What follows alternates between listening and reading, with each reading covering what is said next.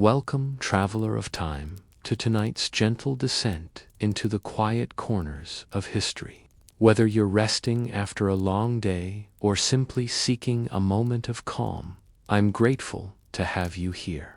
Do let me know where you're listening from and what hour it is for you. I imagine us as glowing dots on a spinning globe, connected by curiosity and the hush of night. And if this peaceful storytelling brings a little stillness to your day, feel free to subscribe. We'll have many more historical tales to share. Deep within the temple complexes of ancient Egypt, where golden sunlight filtered through massive stone columns, lived women who served as more than mere priestesses. These were the sacred dancers of Hathor, the goddess of love, music, and joy. Their bodies moved in perfect harmony with celestial rhythms, their voices lifted in songs that could transport mortals into the presence of the divine. But this wasn't just entertainment or simple worship. This was a sophisticated spiritual practice that connected the earthly realm with the divine through the most human of experiences: pleasure, movement, and sacred intimacy. Tonight, I'm going to take you on a journey back over 3,000 years to witness the untold story of these remarkable women. You'll discover how they transformed temple courtyards into stages for divine drama, how their dances could heal the sick and ensure the fertility of the Nile, and why their practices were considered so powerful that they influenced the very fate of pharaohs. But more importantly, you'll meet the real people behind these ancient rituals. Women like Nefertiti, whose story was carved into temple walls, and Amanis, whose personal letters reveal intimate details of temple life that archaeologists are still deciphering today. What you're about to learn will completely transform your understanding of ancient Egyptian spirituality. Because the dancing priestesses of Hathor weren't just performers.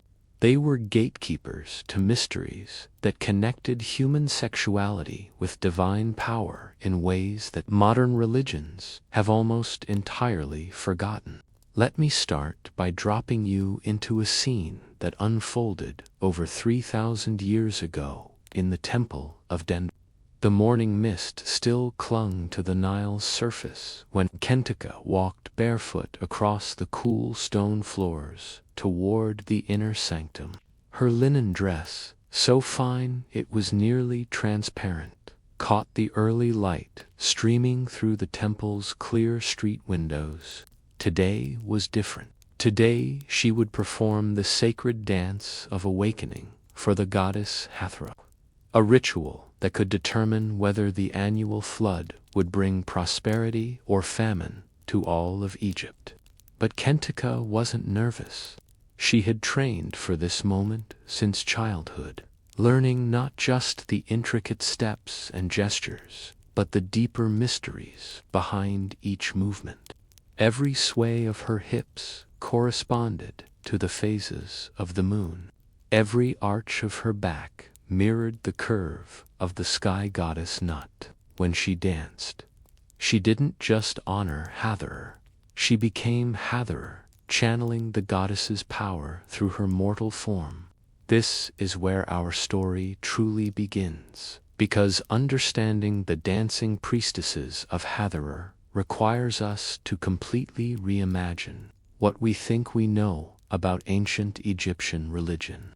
These weren't somber or austere practices conducted by celibate priests in dark temples. Instead, they were vibrant celebrations of life, fertility, and divine joy that filled sacred spaces with music, laughter, and yes, sensual pleasure.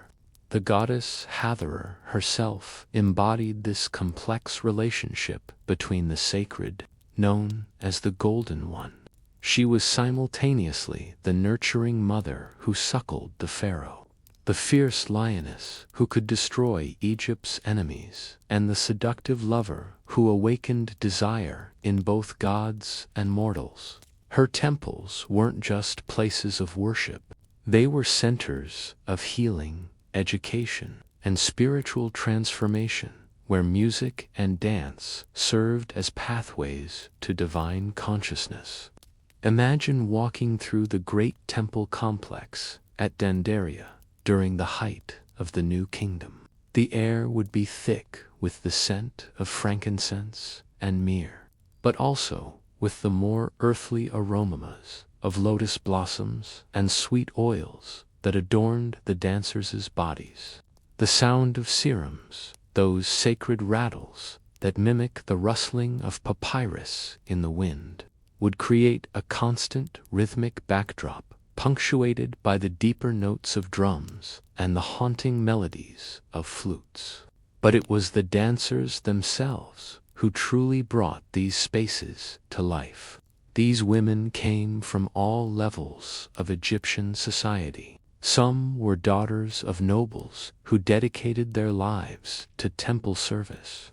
Others were born into priestly families and raised from infancy in the sacred arts.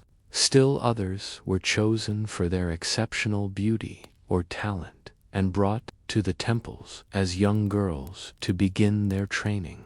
Take Hentawi, whose story we know from papyrus documents discovered in the Theban tombs. Born to a family of musicians in Memphis, she showed an extraordinary gift for dance from an early age. Her movements seemed to flow like water, and when she danced, even the temple cats would stop their prowling to watch. By the age of 12, she had been selected to join the prestigious sisterhood of Hathor at Karnak, where she would spend the next 15 years mastering the most sacred and secret rituals of the goddess. The training these young women underwent was far more comprehensive than we might imagine. Yes, they learned to dance with a grace and precision that could captivate audiences of thousands during public festivals. But they also studied astronomy, learning to read the movements of stars and planets, so their performances could align with cosmic rhythms. They memorized vast collections of hymns and sacred texts, many of which contained esoteric knowledge about the nature of divine consciousness and the hidden forces that govern the universe. Most importantly, they learned to use their bodies as instruments of spiritual power. This wasn't about seduction in any crude sense, though their movements were undeniably sensual. Instead, it was about understanding how physical beauty, graceful movement, and rhythmic sound could open doorways between the mortal and divine realms. When a skilled priestess of Hathor performed the dance of the 7 veils, she wasn't simply removing clothing. She was symbolically stripping away the layers of illusion that separated human consciousness from divine awareness. The daily life of these sacred dancers was structured around cycles that mirrored the natural rhythms of Egypt itself. They rose before dawn to perform the morning rituals that welcomed the sun god Ra on his daily journey across the sky. Their movements during these ceremonies were slow and meditative, designed to harmonize their energy with the growing light. As the sun reached its zenith, their dances became more vigorous and joyful, celebrating the full power of divine radiance. But it was during the evening rituals that their most mysterious and powerful ceremonies took place. As darkness fell and the temple courtyards filled with flickering torchlight, the priestesses would perform the dances of transformation. These were the rituals that ordinary Egyptians rarely witnessed, ceremonies that dealt with the deeper mysteries of death and rebirth, of sexual energy as a force of cosmic creation. and of the thin boundaries between pleasure and spiritual ecstasy. Nefertiti left us one of the most detailed accounts of what these evening ceremonies involved. In hieroglyphic inscriptions that cover an entire wall of her tomb near Saqqara, she describes how the priestesses would begin by purifying themselves in sacred pools filled with water from the Nile mix and jasmine. They would then add, with oils of lotus dawn, their bodies with jewelry that had rituals.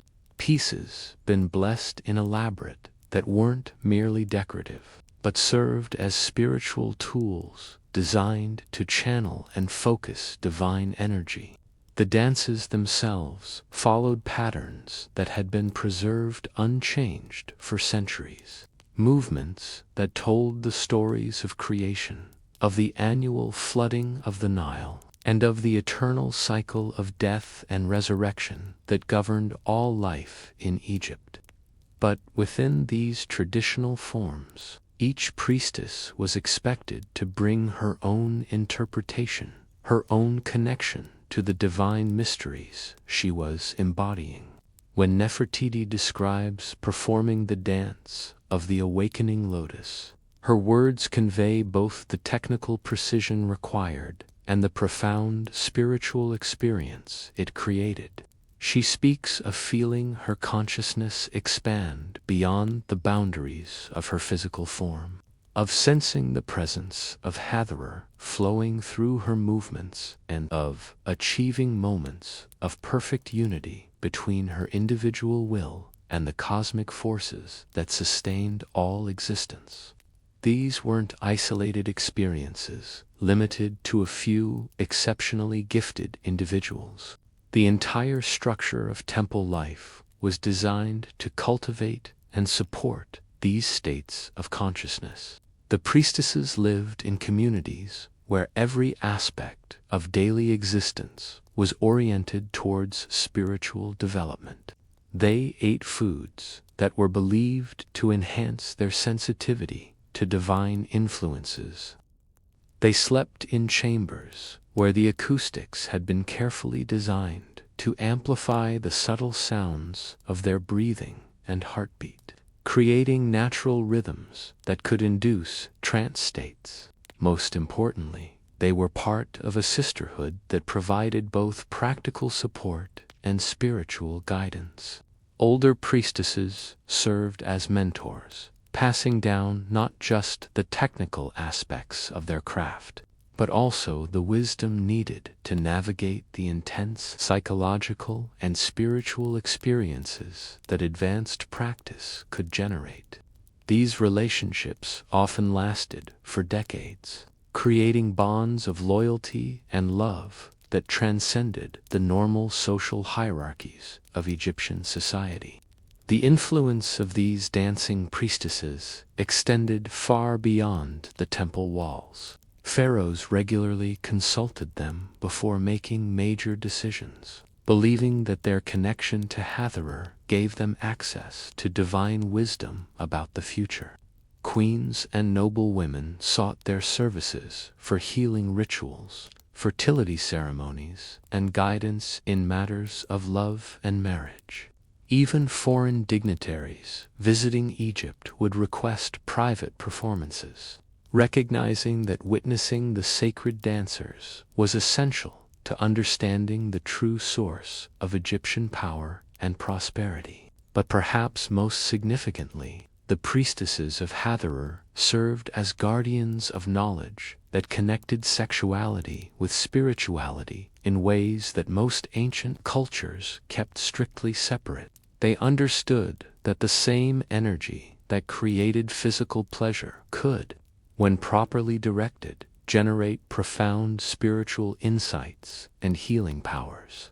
This wasn't about using sexuality for purely personal gratification, but about recognizing erotic energy as one of the fundamental forces that connected individual consciousness with the creative power of the universe itself. The ceremonies they conducted for married couples were particularly remarkable. These weren't simply fertility rituals, though ensuring conception was often one of their goals. Instead, they were comprehensive teachings about how physical intimacy could become a form of worship, how the act of love between husband and wife could mirror and participate in the cosmic union between divine, masculine, and feminine principles that Egyptian cosmology saw as the source of all creation. These sacred marriage ceremonies typically took place during the festival seasons, when the boundaries between the mortal and divine worlds were considered most permeable. Couples would come to the temple not just seeking the goddess's blessing on their union, but requesting initiation into mysteries that could transform their relationship into something far more profound than mere companionship or physical attraction. Amanis, whose personal letters were discovered sealed in clay jars beneath the temple at Edfu, provides us with intimate details of how these ceremonies unfolded. Writing to her sister, who served at a temple in Upper Egypt, she describes guiding a young couple through the ritual known as the Sacred Marriage of Heaven and Earth.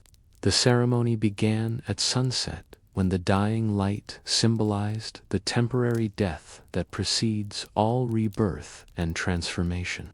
The couple would first undergo separate purification rituals. The man was led by male priests through ceremonies that connected him with the solar aspects of divine masculinity, while the woman was guided by the dancing priestesses through rites that awakened her identification with the lunar feminine. But these weren't gender stereotypes in any modern sense.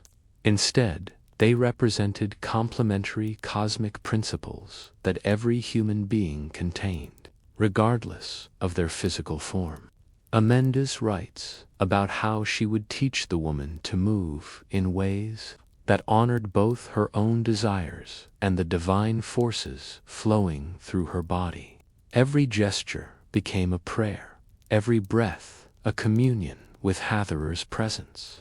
The man, meanwhile, learned to see his beloved not just as an individual person, but as a living embodiment of the goddess herself, worthy of the same reverence he would show to any sacred image in the temple. When the couple finally came together in the inner chamber, their union became something far more than personal pleasure or even procreation. According to Amanis, it became a reenactment of the primordial moment when the creator god, Adov, first divided himself into male and female principles, setting in motion the cosmic dance that would eventually birth the entire universe. But the priestesses of Hathor didn't limit their teachings to married couples. They also served as healers and counselors for women facing challenges that other religious practitioners couldn't address.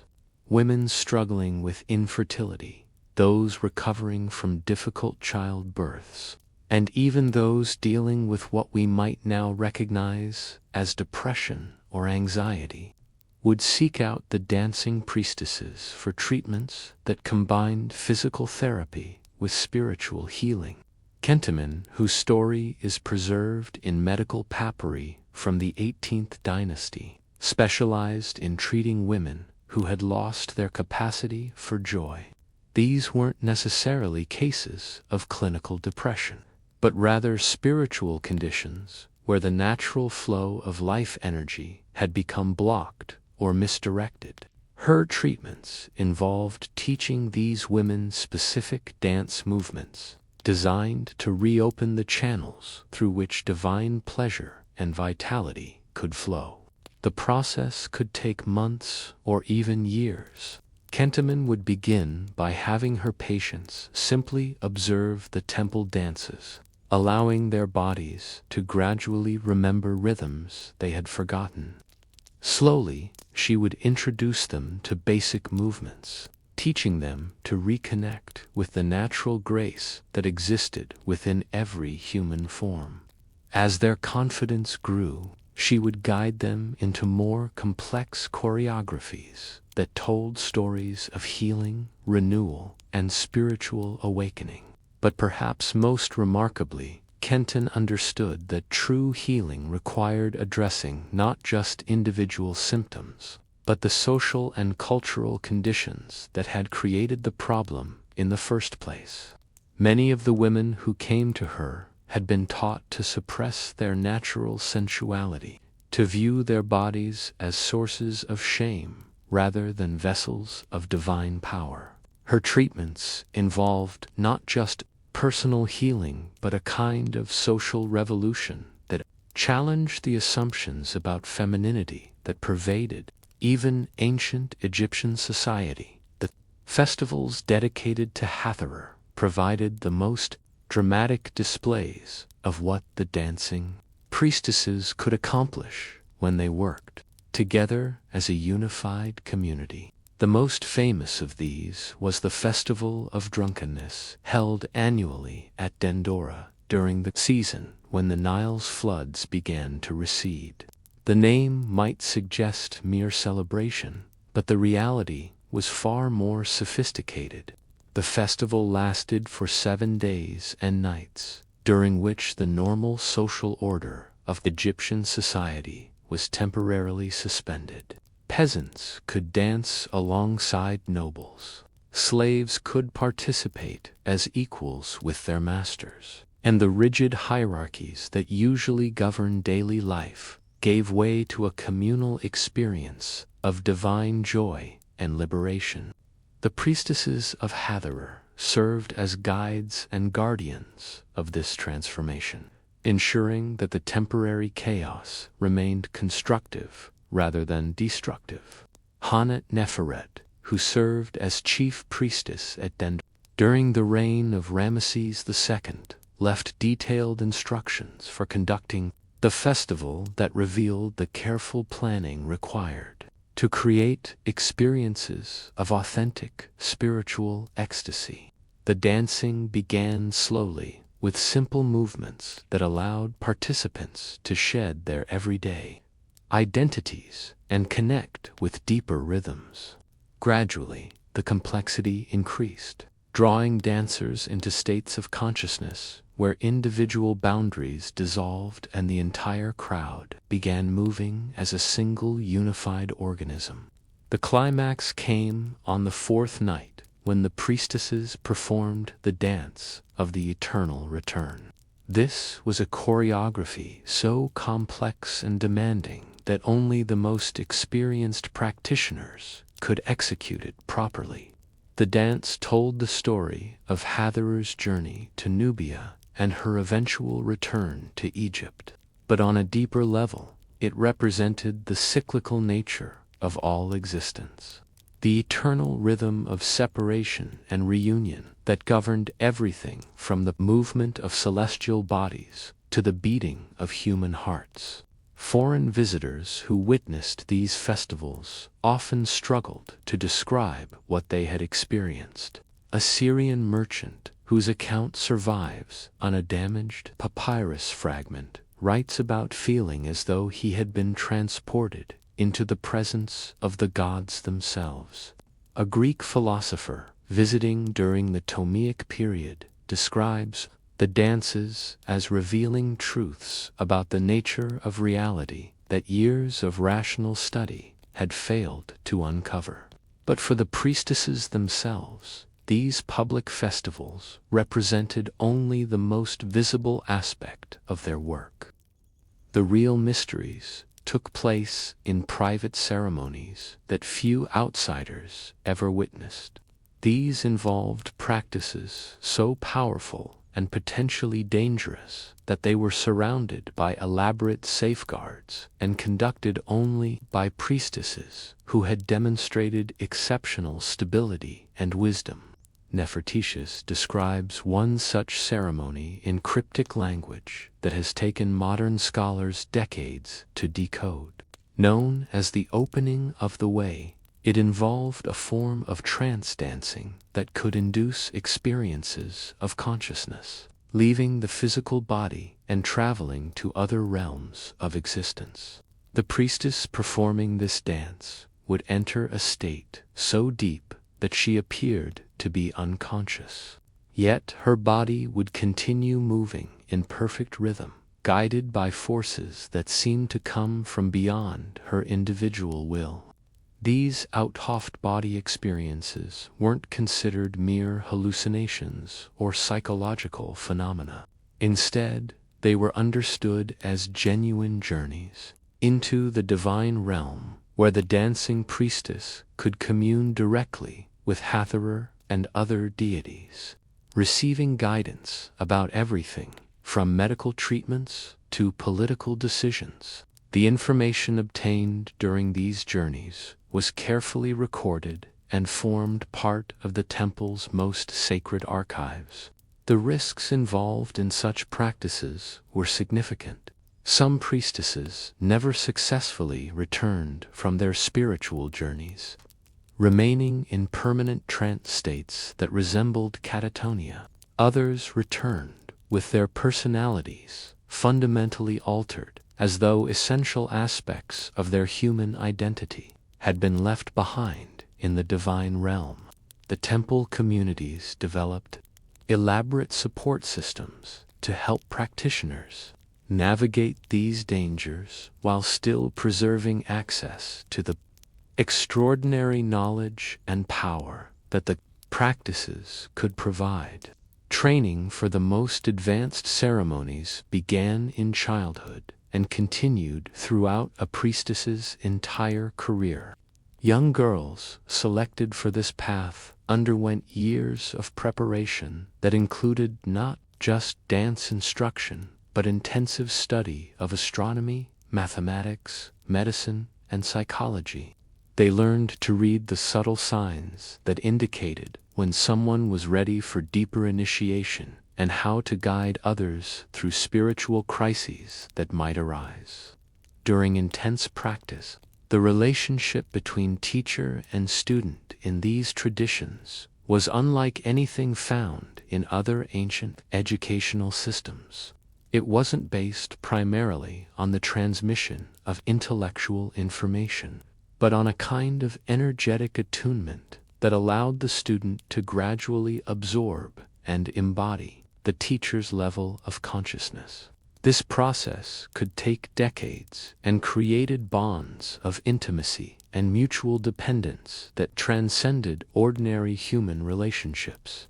The most advanced practitioners of these arts could achieve states that modern science struggles to explain. Merit Knight, whose tomb inscription describes her as she who dances between worlds, apparently possessed the ability to heal serious illnesses through dance alone. Witnesses describe how she would enter a trance state so profound that her movements seemed to create visible energy fields around sick patients. Those who experienced her healing dances reported not just physical recovery, but profound psychological transformations that lasted for years. One particularly well-documented case involves a nobleman named Amanis, who suffered from what ancient texts describe as the sickness that steals joy. Modern physicians might recognize this as severe depression, but Egyptian healers understood it as a spiritual condition where the person's K or life force had become disconnected from divine sources of vitality. Traditional treatments had failed completely, and Amen had reached a point where he could barely function in daily life. When he was brought to Merit Knight's temple, she spent 3 days simply observing him, studying the subtle patterns of his breathing, his posture, and the way he moved through space. Then she began what dance she called the of remembering. For 7 consecutive nights, she danced around his motionless form, her movements telling the story of his soul's journey from birth through his current crisis and into potential healing. Amen later described the experience as watching his entire life unfold before him. but from a perspective that revealed hidden meanings and connections he had never recognized. By the fourth night, he began moving involuntarily, his body responding to rhythms that seemed to emerge from deep within his cellular memory. By the seventh night, he was dancing alongside Merit Night, tears streaming down his face as decades of suppressed emotion finally found expression through movement. The transformation was so complete that Amanhe dedicated the remaining years of his life to supporting the temple, becoming one of its most generous benefactors. But more importantly for our understanding of these practices, he left detailed written accounts of how the experience had changed not just his emotional state, but his entire perception of reality. He describes feeling reconnected to sources of meaning and purpose that he had forgotten existed, as though the dance had literally rewoven the fabric of his consciousness. Stories like this weren't considered miraculous or supernatural by ancient Egyptians. Instead, they represented the natural outcome of practices that had been refined over countless generations. The dancing priestesses understood human consciousness as something far more fluidable than Wed and Mal typically imagined today. They knew techniques for accessing states of awareness that could facilitate healing, generate prophetic visions, and create experiences of unity with cosmic forces that govern the universe. The temple at Kambo preserves some of the most detailed practices. Carved instructions for these advanced into walls that most visitors never see. These hieroglyphic texts describe specific movements designed to activate what the Egyptians called the serpent fire that laid dormant at the base of the spine. When properly awakened through dance, this energy would rise through the body's energy centers, ultimately reaching the crown of the head, where it would create a direct connection with divine consciousness. The process was neither simple nor safe. Inscriptions warn about practitioners who attempted to force this awakening before they were properly prepared, resulting in psychological instability or even physical injury. The texts describe elaborate preparation rituals that could take months to complete, involving dietary restrictions, purification ceremonies, and intensive meditation practices that gradually prepared the body and mind for the profound energetic shifts involved. Ankhen Amun, whose name means she lives for Amun, left the most complete account of successfully completing this advanced training. Her personal papyrus, discovered in a sealed chamber beneath the Luxor temple, describes the entire process in language that reads like poetry, but contains precise technical instructions for those who know how to interpret the symbolic references. She writes about learning to feel the subtle energy currents that flow through the human body, discovering how specific dance movements could redirect these currents to create healing or spiritual awakening. She describes achieving states of consciousness where her individual identity seemed to dissolve completely, leaving only pure awareness moving in perfect harmony with cosmic rhythms. Most remarkably, she claims to have learned how to induce similar states in others simply through the power of her presence and movement. The political implications of possessing such abilities were enormous. Pharaohs regularly consulted the most accomplished priestesses before making major decisions, believing that their expanded consciousness could provide access to divine wisdom about future events. The priestess Tawat Nefret, who served during the troubled period between the Old and Middle Kingdoms, apparently predicted the rise of the Middle Kingdom pharaohs decades before it occurred. information that helped certain noble families position themselves advantageously during the transition. But the priestesses were careful to maintain their independence from political authority. They served the gods first and human rulers second, a distinction that sometimes created tension with pharaohs who wanted to use their abilities for purely political purposes. The temple archives contain several examples of priestesses who refused royal commands that conflicted with their religious duties, sometimes at considerable personal cost. The training systems that produced such remarkable individuals were themselves marvels of ancient pedagogy. Young girls selected for advanced training didn't simply learn dance steps and ritual procedures. Instead, they underwent comprehensive education that included astronomy, mathematics, anatomy, psychology, and what we might now call consciousness studies. They learned to read the subtle signs that revealed a person's emotional and spiritual state, to recognize the energetic patterns that preceded illness, and to understand how different types of music and movement could influence human consciousness.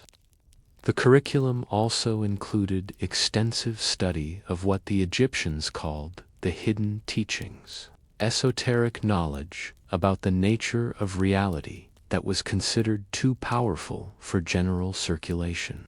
These teachings dealt with subjects like the relationship between consciousness and matter, the hidden forces that connected all living beings, and techniques for accessing information from non-ordinary states of consciousness.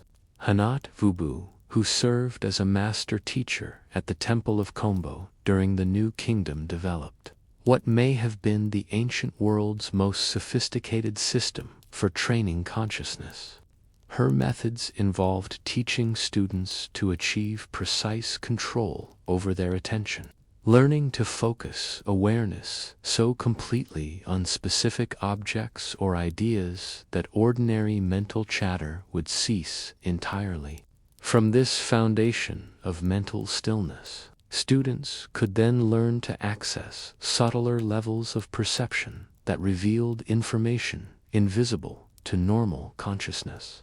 The process typically began with simple exercises in sustained attention. Students would be asked to focus on a single point of light for extended periods, gradually building their capacity to maintain unwavering concentration. As their mental discipline developed, they would progress to more complex practices involving visualization, where they would learn to create detailed mental images and maintain them with perfect clarity for hours at a time. The most advanced students learned what Henna Bwedebu called the art of conscious dreaming, the ability to maintain full awareness while entering dreamlike states that provided access to normally unconscious knowledge. Masters of this technique could apparently receive detailed information about distant events, communicate with deceased individuals, and even explore what they described as alternative versions of reality that existed parallel to ordinary experience. These abilities weren't considered supernatural gifts available only to specially chosen individuals. Instead, they were understood as natural human capacities that could be developed through proper training and practice. The dancing priestesses saw themselves as teachers and guides, helping others discover potentials that already existed within their own consciousness. The healing work conducted by these priestesses extended far beyond individual therapy sessions. They understood illness as fundamentally connected to social and environmental conditions, recognizing that individual health was inseparable from the health of the entire community. This perspective led them to develop interventions that addressed not just personal symptoms, but the cultural patterns that created those symptoms in the first place. During periods of social upheaval, such as the chaos that followed the collapse of the Old Kingdom, the priestesses of Hathor served as stabilizing forces that helped communities maintain their psychological and spiritual equilibrium. They would organize large-scale healing ceremonies that brought together hundreds or even thousands of participants, creating collective experiences of renewal and hope that could sustain entire regions through difficult transitions. These mass ceremonies followed carefully choreographed patterns that had been refined over centuries of practice. The priestesses understood how to use music, movement, and group dynamics to create states of consciousness that transcended individual limitations and connected participants with sources of strength and wisdom that existed beyond personal experience. People who participated in these events often described feeling part of something much larger than themselves, as though they had temporarily merged with the eternal rhythms that sustained all life. The Festival of Hathor at Phi provides one of the best documented examples of how these large-scale ceremonies functioned. Held annually during the season of low Nile waters, when communities throughout Egypt faced their greatest challenges.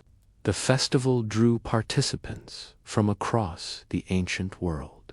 For 10 days and nights, the island temple complex became a center of continuous celebration that combined religious worship with healing practices and community renewal.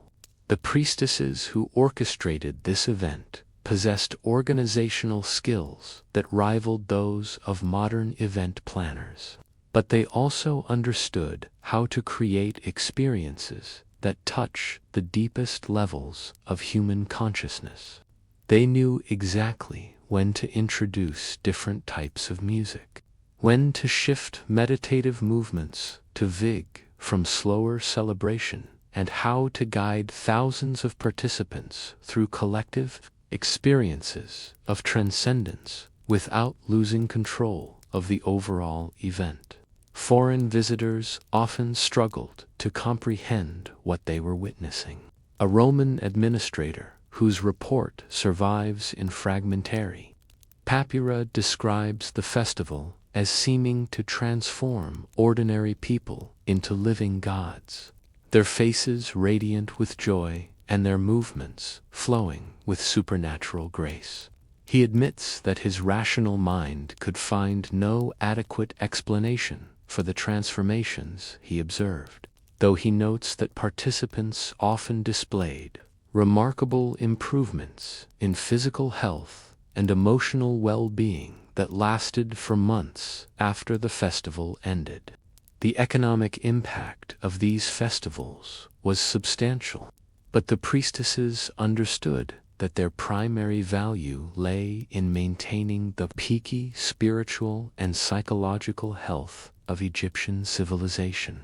They saw themselves as guardians of knowledge and practices that kept society connected to sources of meaning and vitality that transcended material concerns. Without these periodic renewals, they believed even the most prosperous civilization would eventually collapse from spiritual exhaustion and despair. This understanding led them to develop sophisticated theories about the relationship between individual consciousness and collective social health. They recognized that personal healing and social transformation were fundamentally interconnected processes, that you couldn't address one without dealing with the other. Their practices were designed to create individuals who could serve as agents of positive change within their communities. People whose expanded consciousness would naturally influence others toward greater health and wholeness. The training programs that produce such individuals required enormous investments of time and resources. A young woman entering advanced priestly training could expect to spend 15 to 20 years mastering the various arts and sciences required for full initiation. During this period, she would be supported entirely by the temple community, receiving not just instruction but comprehensive care that included medical treatment, psychological counseling, and spiritual guidance. The selection process for these programs was remarkably sophisticated, involving assessments that evaluated not just talent and intelligence, but psychological stability, ethical character, and what the Egyptians called spiritual receptivity, the capacity to access expanded states of consciousness without losing connection to ordinary reality. Candidates underwent extensive testing that could last for months, designed to reveal hidden psychological weaknesses that might create problems during intensive training. Those who successfully completed the full program emerged as remarkable individuals who combined profound spiritual development with practical skills that made them valuable contributors to their communities. They could serve as healers, counselors, teachers, and advisors, but they could also function as leaders in times of crisis. People whose expanded perspective and emotional stability allowed them to guide others through challenges that might otherwise prove overwhelming. The influence of these priestesses extended throughout Egyptian society in ways that historians are only beginning to understand. They served as informal counselors to queens and noblewomen, providing guidance on everything from child rearing to political strategy. They trained the temple, musicians and artists whose work shaped Egyptian culture for millennia. Most importantly, they preserved and transmitted knowledge about human consciousness and spiritual development that would otherwise have been lost to history. The preservation of this ancient knowledge wasn't left to chance. The dancing priestesses of Hathor developed elaborate systems for recording and transmitting their most sacred teachings, using methods that went far beyond simple written texts. They understood that the deepest mysteries of consciousness and spiritual practice couldn't be adequately conveyed through words alone, requiring instead a combination of direct experience, symbolic representation, and carefully structured initiation processes. Nefertiti, who served as head archivist at the Great Temple of Dendera during the reign of Thutmose III, created what may have been the ancient world's most sophisticated system for preserving esoteric knowledge. She developed a form of hieroglyphic notation that could record not just the movements of sacred stances, but also the precise breathing patterns, emotional states, and consciousness techniques that made those movements spiritually effective. Her archives contain detailed instructions for over 300 different ceremonial dances, each designed for specific purposes, ranging from healing particular illnesses to inducing prophetic visions. But more remarkably, she found ways to encode information about the inner experiences that accompanied these practices, creating written records that could guide future practitioners through the subjective dimensions of advanced spiritual work. The notation system she developed used combinations of traditional hieroglyphs with specialized symbols that had meaning only to initiated priestesses. A single dance sequence might be accompanied by dozens of marginal notes, describing the subtle energy sensations that should occur at each stage, the types of visions or insights that typically arose, and warning signs that indicated when a practitioner was pushing too hard or moving too quickly through the process. These encoded texts were stored in secret chambers within the temple complex, accessible only to priestesses who had achieved the highest levels of initiation. The knowledge they contained was considered so powerful and potentially dangerous that elaborate safeguards surrounded their use. No single individual was given access to complete texts without the presence of at least 2 other master practitioners who could provide guidance and intervention if necessary. The training required to read these advanced texts could take decades to complete. Priestesses had to demonstrate not just intellectual understanding of the symbolic systems, but actual mastery of the practices being described. They were tested through elaborate practical examinations that required them to successfully guide others through complex spiritual processes while maintaining perfect awareness of all the subtle factors that could influence the outcome. Untold, whose personal journal provides our most detailed account of this advanced training, describes spending 7 years learning to decode a single text that dealt with what she calls the dance of the dying and reborn sun. The document contained instructions for a ceremony that was performed only during solar eclipses, when the temporary darkness created optimal conditions for accessing normally hidden dimensions of consciousness. The preparation for this ceremony required months of intensive practice that gradually attuned the practitioner's nervous system to extremely subtle energy phenomena. Untold writes about learning to feel the electromagnetic changes that preceded eclipses by days or even weeks, developing sensitivity so acute that she could predict astronomical events without reference to conventional calendars. But the real challenge lay in maintaining stable consciousness during the eclipse ceremony itself.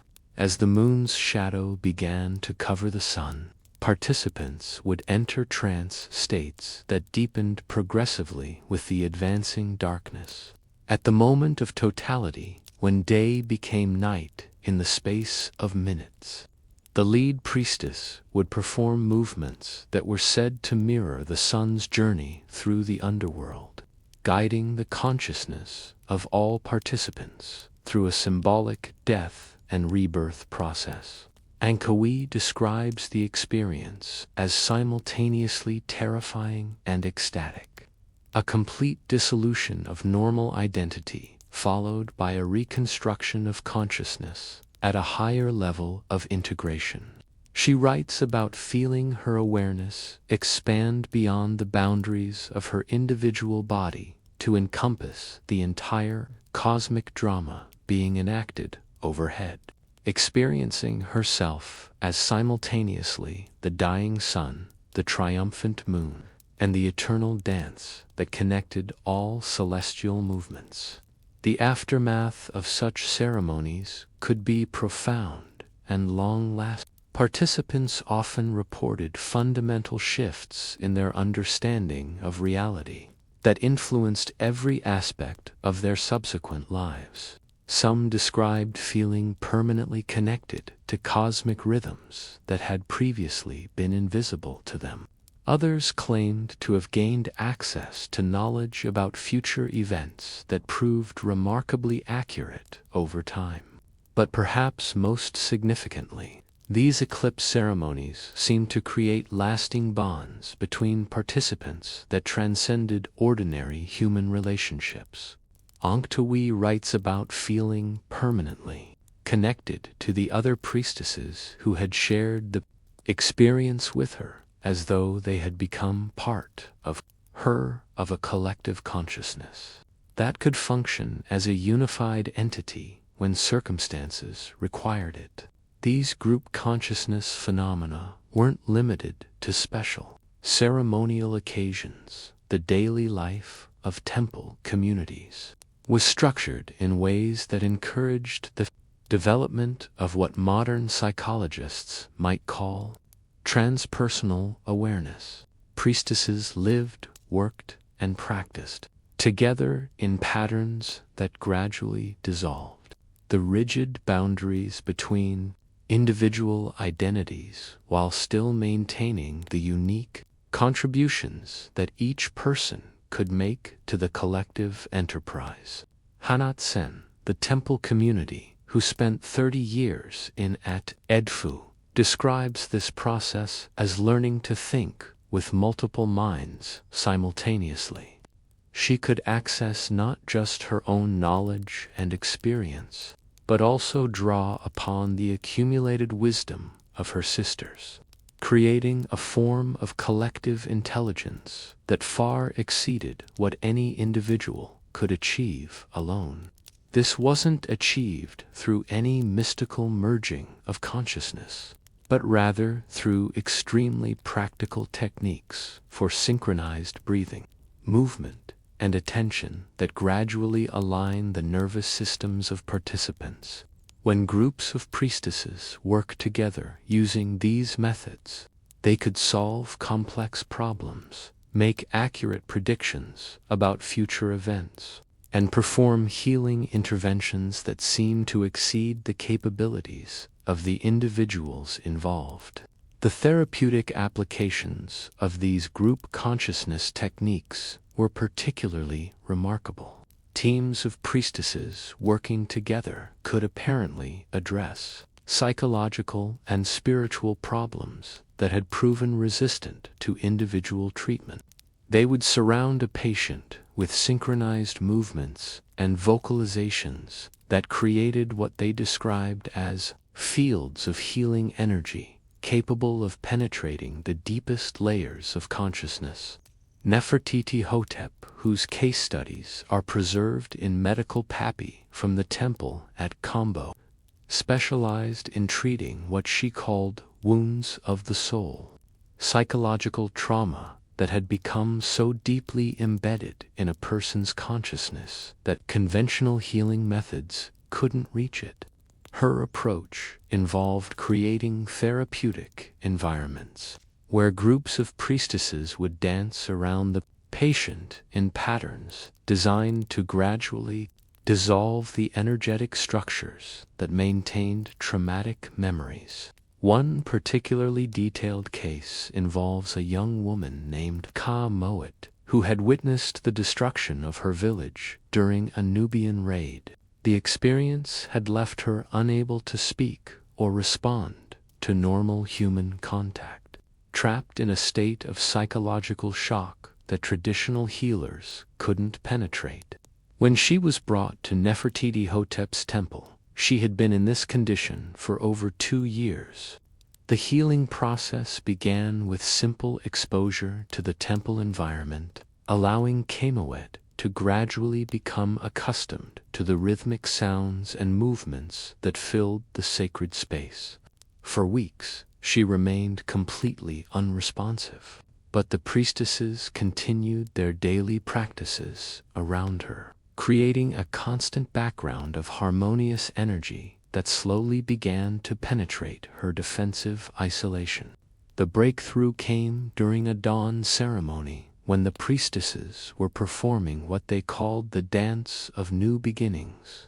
As the first rays of sunlight entered the temple courtyard, suddenly began to weep, her body shaking with sobs that seemed to release months of suppressed emotion. From that moment, she began to respond to the therapeutic interventions, gradually recovering her ability to speak and interact with others. But the healing went far deeper than simple symptom relief. Nefertiti writes that emerged from the process with expanded sensitivity and spiritual awareness that hadn't existed before her trauma. She could sense the emotional states of others with remarkable accuracy and showed natural talent for the healing arts that eventually led to her joining the temple community as a priestess in training. Cases like this convinced the priestesses that psychological trauma, while undeniably painful, could also serve as a catalyst for spiritual development if properly understood and treated. They developed sophisticated theories about how extreme experiences could break down the normal structures of consciousness, creating opportunities for reconstruction at higher levels of integration and awareness. These insights led to the development of what they called intentional crisis ceremonies, carefully controlled situations designed to induce profound psychological and spiritual breakthroughs in individuals who were ready for advanced initiation. Unlike the accidental traumas that life sometimes provided, these ceremonial crises were surrounded by extensive support systems and guided by practitioners who understood exactly how to help participants navigate the dissolution and reconstruction of their identity. Meritar, who served as a master of these advanced initiation techniques at the Temple of Philae, left detailed descriptions of how such ceremonies were conducted. The process typically began with months of preparation that gradually strengthened the candidates' psychological foundation and spiritual understanding. Only when extensive testing confirmed their readiness would they be invited to participate in the actual crisis ceremony. The ceremony itself involved a carefully orchestrated sequence of physical, emotional, and spiritual challenges designed to push the participant beyond the normal limits of their identity and consciousness. They might be required to fast for extended periods while performing demanding physical exercises, to confront their deepest fears in ritualized enactments of death and judgment, or to maintain perfect awareness while experiencing states of consciousness that normally occurred only in dreams or delirium. Throughout this process, teams of experienced priestesses would monitor the participants' condition using techniques that allowed them to assess not just physical symptoms, but subtle changes in energy, awareness, and spiritual development. They knew exactly when to intensify the challenges and when to provide support, how to maintain the delicate balance between breakthrough and breakdown that determined whether the experience would prove transformative or traumatic. Describes one particularly intense ceremony involving a young priestess named Nefertiti, who had reached a plateau in her spiritual development that conventional training methods couldn't penetrate. The crisis ceremony lasted for 7 days and nights, during which Nefertiti was guided through a symbolic journey that recapitulated the entire process of cosmic creation and dissolution. By the 3rd day, she had entered states of consciousness so profound that she appeared to be unconscious, her body moving through complex dance sequences, while her awareness traveled through what she later described as multiple dimensions of reality. She encountered divine beings who challenged her understanding of her own nature, experienced visions of future events that proved remarkably accurate, and gained insights into the fundamental structure of consciousness that influenced her teaching for the rest of her life. The transformation was so complete that other priestesses initially had difficulty recognizing her personality when she finally returned to normal consciousness. She had retained all her memories and basic character traits, but her entire way of being in the world had shifted to a level of integration and wisdom that typically required decades of gradual development to achieve. These intensive initiation experiences weren't undertaken lightly or frequently.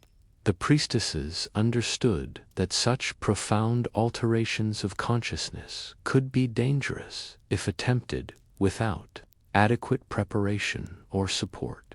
They developed elaborate screening procedures to identify candidates who possess the psychological stability and spiritual maturity required for successful completion of the process. The criteria they used went far beyond conventional measures of intelligence or talent. They looked for individuals who had demonstrated consistent ethical behavior under pressure, who showed natural compassion for others' suffering, and who possessed what they called the courage to dissolve, the willingness to surrender familiar identity structures in service of deeper truth. Candidates who met these criteria underwent extensive preparation that could last for years. They studied advanced texts dealing with the nature of consciousness and reality, practiced meditation and visualization techniques that strengthened their capacity for sustained awareness, and participated in progressively more challenging ceremonies that gradually expanded their comfort with non-ordinary states of consciousness. The actual selection for intensive initiation often came through dreams or visions that were interpreted by master priestesses as signs of divine calling.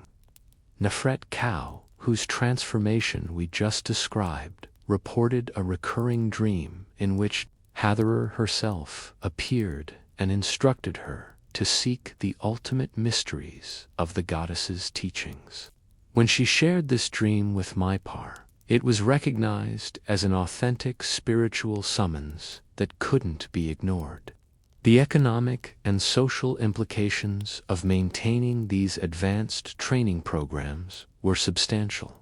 Temples had to support not just the immediate practitioners, but also the extensive infrastructure required for their work. This included specialized buildings designed for specific types of ceremonies, libraries containing thousands of papyrus scrolls with encoded teachings, and workshops where ritual implements were crafted according to precise specifications that had been refined over centuries.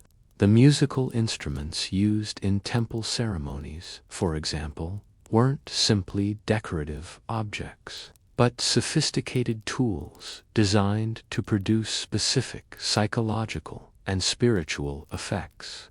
The systems carried by dancing priestesses were tuned to frequencies that could induce trance states, while the temple drums were sized and positioned to create acoustic patterns that enhanced group consciousness phenomena.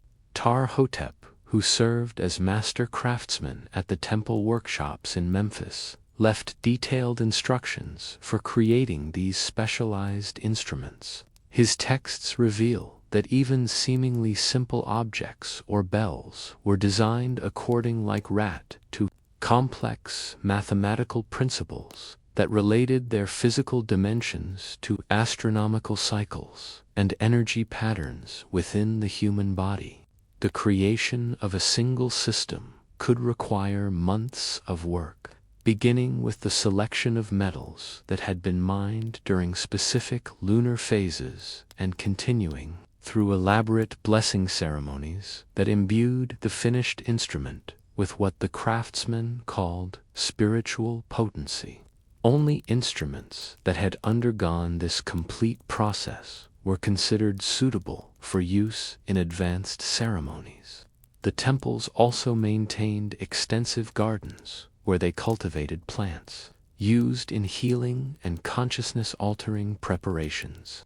These weren't simply medicinal herbs varieties, but specialized that had been bred over generations to enhance their psychoactive properties. The gardening techniques involved not just botanical knowledge, but understanding of how different growing conditions could influence the spiritual qualities of the plants being cultivated. Nefert Gardener at the Temple of KC, who served as chief Umbu, developed methods for timing, planting, and harvesting according to astronomical events that maximize the potency of medicinal preparations. She understood that plants absorb different types of cosmic energy depending on the positions of stars and planets during critical growth phases. And she used this knowledge to create preparations that could facilitate specific types of spiritual experience. Her garden included varieties of blue lotus that had been selected for their ability to induce prophetic dreams, frankincense trees, whose resin could enhance meditation practices, and numerous other plants whose psychoactive properties were precisely calibrated for different therapeutic and spiritual purposes. The knowledge required to maintain these gardens was passed down through generations of temple gardeners, who guarded their secrets as carefully as the priestesses protected their ceremonial teachings. The preparation and use of these plant medicines was surrounded by elaborate protocols that ensured their safety and effectiveness. Priestesses, who specialized in this work, underwent training that combined botanical knowledge with deep understanding of consciousness and healing, learning to assess not just the chemical properties of different preparations, but their spiritual and energetic effects on human awareness. Hanat, whose pharmaceutical papi represent the most complete ancient manual of consciousness-altering plant medicines, describes preparations that could induce everything from mild relaxation to profound mystical experiences. Her formulations took into account not just the active compounds in various plants, but also factors like the patient's spiritual development, psychological condition, and astrological influences that might affect their response to treatment. One particularly sophisticated preparation involved a combination of blue lotus, honey, and wine that had been fermented using specific types of yeast cultured in temple laboratories. The resulting mixture could apparently facilitate experiences of consciousness expansion that lasted for several hours while maintaining perfect clarity and control. Hennet Nefer describes using this preparation to help normally unconcessed levels of awareness, where they could observe the subtle processes that govern their own mental and emotional functioning. The ethical frameworks that governed the use of these powerful substances were as sophisticated as the preparations themselves. The priestesses understood that consciousness-altering experiences could be either healing or harmful, depending on the context in which they occurred and the intentions of those involved.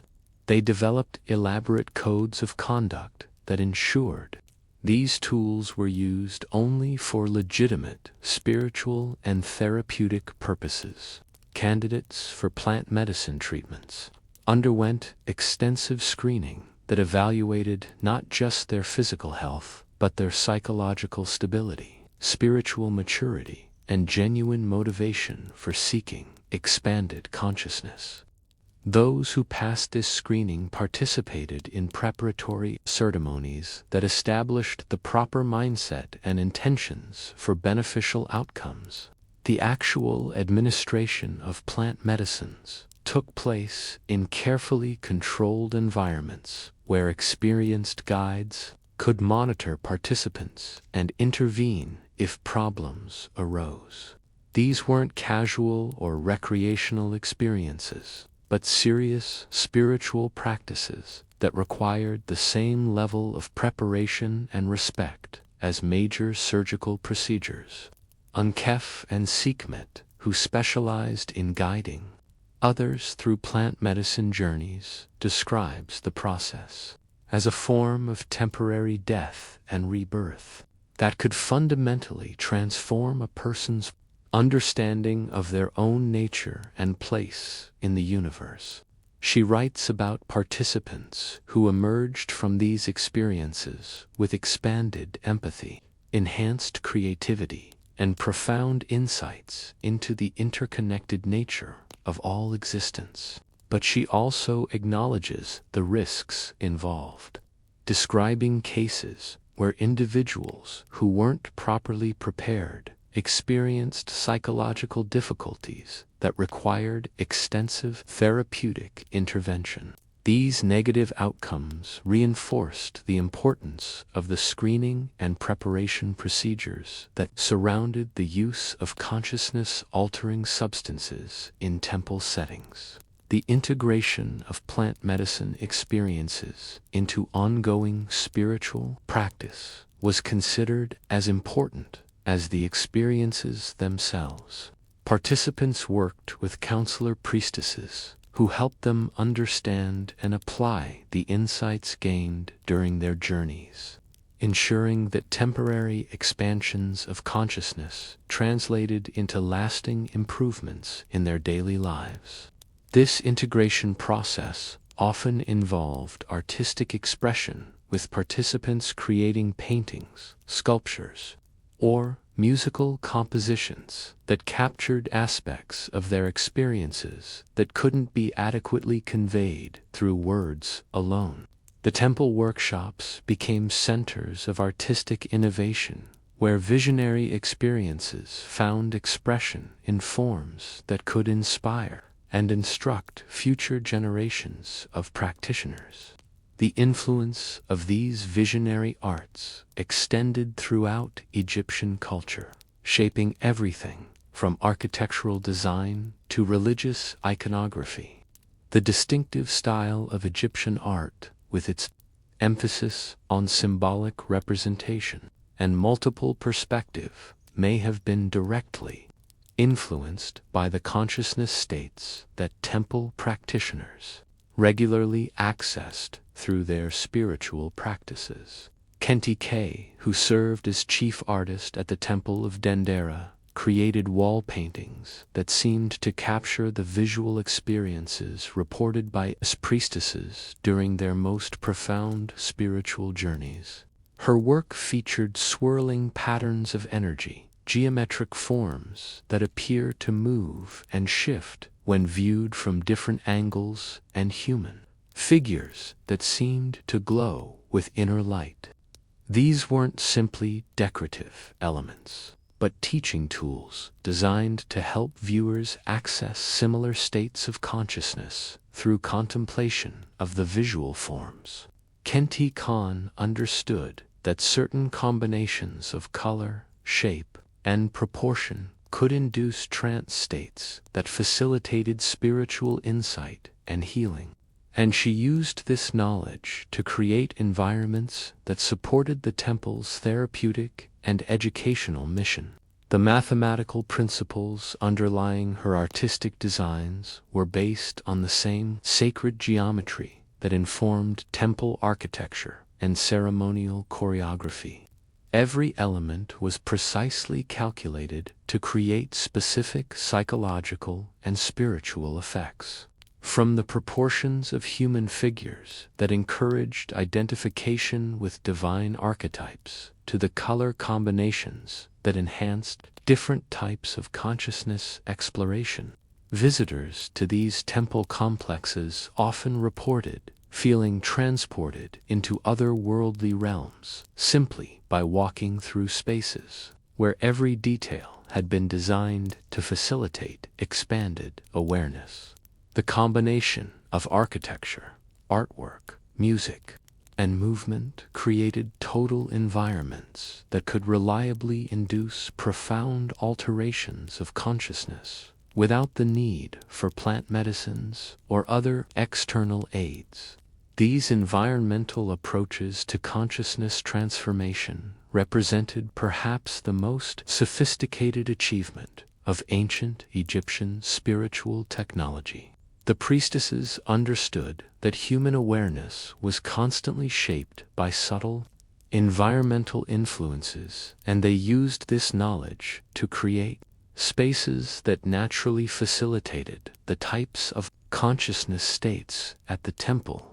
They wished to cultivate complex at Dendera, which served as the primary center for Hathor worship during the Ptolemaic period, provides the most complete example of how these environmental designs functioned. every aspect of the complex. From the alignment of buildings with celestial bodies to the acoustic properties of individual chambers was calculated to support specific types of spiritual practice and consciousness exploration. Walking through this complex today, even in its damaged and incomplete state, visitors often report experiencing unusual states of consciousness that seem to arise spontaneously from the environment itself.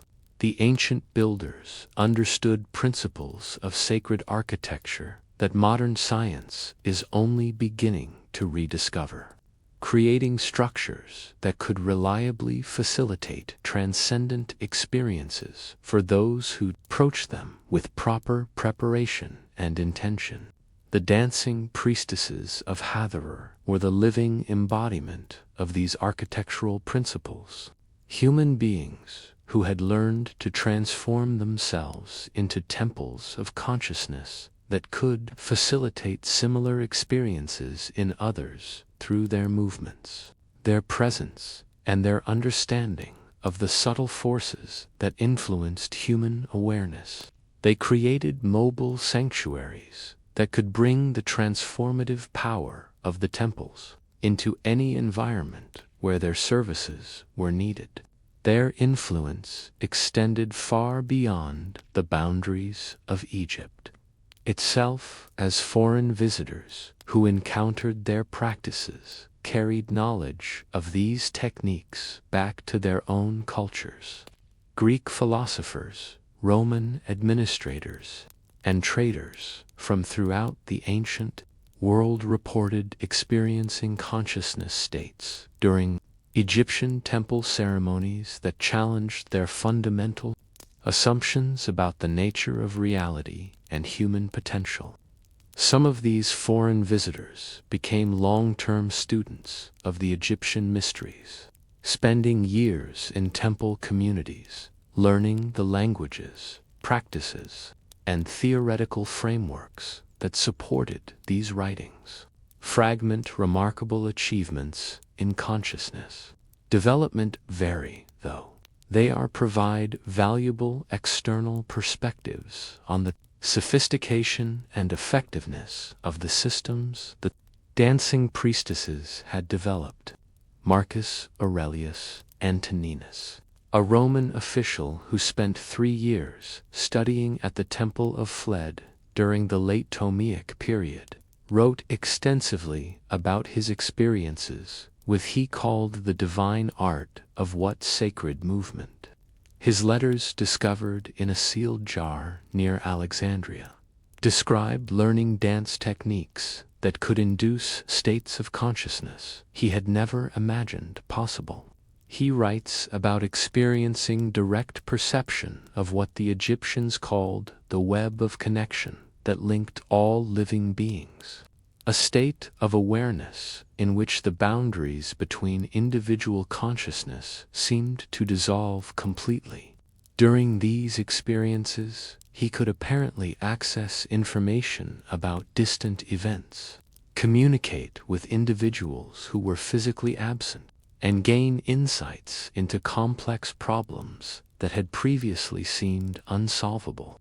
But perhaps most remarkably, Marcus Aurelius describes learning to maintain these expanded states of consciousness while carrying out normal administrative duties, bringing enhanced wisdom and compassion to his work as a government official.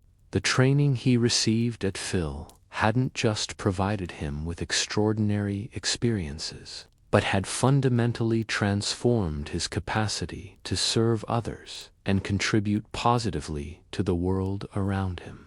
His account provides valuable insight into how the Egyptian mysteries were transmitted to foreign students and adapted to different cultural contexts.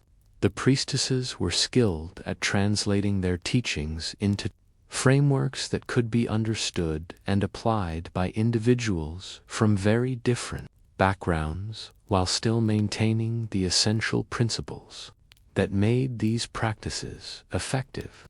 This adaptability helps explain how elements of Egyptian spiritual technology eventually found their way into Greek philosophy, Roman religious practices, and early Christian mysticism.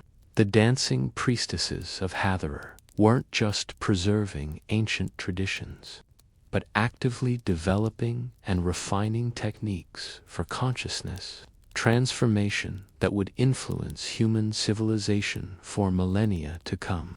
The legacy of their work extends into the present day as modern researchers in psychology, neuroscience, and consciousness studies rediscover principles that these ancient practitioners had mastered thousands of years ago. Their understanding of how movement, sound, and environment could be used to facilitate healing and spiritual development represents a sophisticated body of knowledge that contemporary science is only beginning to appreciate and validate. Priestesses of Hathor Ebo beyond their technical achievements. The dancing died an approach to human existence that integrated physical pleasure, emotional fulfillment, intellectual understanding, and spiritual transcendence into a unified way of life. They demonstrated that these different aspects of human experience didn't have to be compartmentalized or set in opposition to each other, but could be woven together into patterns of extraordinary beauty and effectiveness. Their temples were places where the sacred and the sensual danced together in perfect harmony, where the pursuit, wisdom, enhance, and where individual transformation served the greater good of the entire community. In a world that often seems divided between materialistic pursuits and spiritual aspirations, the example of these remarkable women offers a vision of integration and wholeness that remains as relevant today as it was in the time of the pharaohs. The secrets held within the temple walls of ancient Egypt weren't limited to the grand ceremonies and public festivals that drew crowds from across the known world. Some of the most profound mysteries unfolded in the private chambers where individual priestesses worked with clients who sought healing for ailments that conventional medicine couldn't touch. These intimate sessions revealed the true depth of what these remarkable women understood about the human soul and its capacity for transformation. Septica arrived at the temple of Dendera on a morning when the desert winds carried the scent of distant storms. She had traveled for weeks from her home in Upper Egypt, driven by a desperation that had consumed her life for nearly 2 years. Her husband had died suddenly, leaving her not just widowed, but somehow unable to feel anything at all. The grief she expected never came. Instead, a terrible numbness had settled over her, as though some essential part of her being had died alongside her beloved. The priestess who received her was Nefertiti, a woman whose eyes seemed to hold the wisdom of countless lifetimes. She listened to Septica's story without interruption, her trained senses reading far more than the words being spoken. She could see the way grief had crystallized in the woman's body, creating energetic blockages that prevented the natural flow of emotion and life force. What followed wasn't a single dramatic ceremony, but a patient process that unfolded over many months.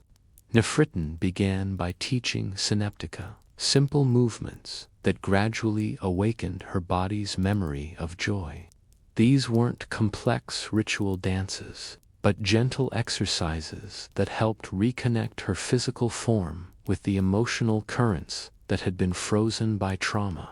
Day after day, Septica would join small groups of women who moved together in the temple courtyards, their bodies slowly remembering how to feel. The process was often painful, as locked-away emotions began to surface and demand expression. There were days when she wept uncontrollably, finally releasing the grief that had been trapped within her. There were others when rage erupted, anger at the gods who had taken her husband, at life itself for its cruelty and unpredictability. But Nefret Amentet guided her through each storm of feeling with the skill of a master navigator. She understood that healing required not just the release of blocked emotions, but their integration into a larger pattern of wholeness through carefully chosen movements and breathing techniques. She taught Septica how to honor her grief while still remaining open to the possibility of future joy. The breakthrough came during the Festival of the Rising Waters, when the annual Nile flood began its life-giving journey across the land. As Septica participated in the community dances that celebrated renewal and rebirth, she felt something long dormant stirring within her chest. For the first time since her husband's death, she experienced a genuine moment of happiness, brief but unmistakable. From that point forward, her healing accelerated dramatically. The movements that had once felt mechanical and forced began to flow naturally, as though her body was remembering skills it had possessed long before this lifetime. She discovered that dance could be a form of prayer more powerful than any words, a way of communicating directly with forces that governed life and death, separation and reunion. By the time Septica finally returned to her village, she had been transformed into something far more than a healed widow. She had become a conduit for the same healing energies that had restored her own capacity for feeling. Neighbors who had known her for years barely recognized the radiant woman who moved with the fluid grace of the temple dancers, her presence somehow brightening every space she entered. But her story represents just one thread in the vast tapestry of healing work that occupied the daily lives of Hathor's priestesses. Each woman who sought their assistance brought unique challenges that required individually crafted approaches to treatment and transformation. The priestesses understood that no two souls were identical, that healing was an art form requiring creativity, intuition, and deep understanding of human nature in all its complexity. Camiset faced a different kind of suffering when she arrived at the Temple of Combo, a successful merchant's wife from Memphis. She had everything that society considered necessary for happiness: wealth, status, healthy children, and a husband who treated her with respect and affection. Yet, she felt utterly empty inside, as though she were living someone else's life, while her true self remained buried beneath layers of social expectations and obligations. The priestess Henid recognized immediately what was troubling this successful but miserable woman. She had encountered many similar cases, people whose souls had become disconnected from their authentic purpose in life. These weren't medical conditions that could be treated with herbs or potions, but spiritual ailments that required fundamental shifts in consciousness and identity. The treatment began with what Hen called the dance of unmasking. Over many sessions, she guided Kayamet through movements designed to strip away the false personas that society had encouraged her to adopt. Each gesture represented the removal of another layer of pretense, another expectation that had nothing to do with her genuine nature and desires. The process was frightening as well as liberating. As the familiar masks fell away, Quasit found herself confronting aspects of her personality that she had suppressed for decades. She discovered that beneath her conventional exterior lived a woman with powerful artistic gifts, deep spiritual longings, and a fierce intelligence that had been channeled into managing household affairs when it craved much greater challenges. Hanat helped her understand that these suppressed qualities weren't flaws to be eliminated, but treasures to be integrated into a more complete and authentic way of being.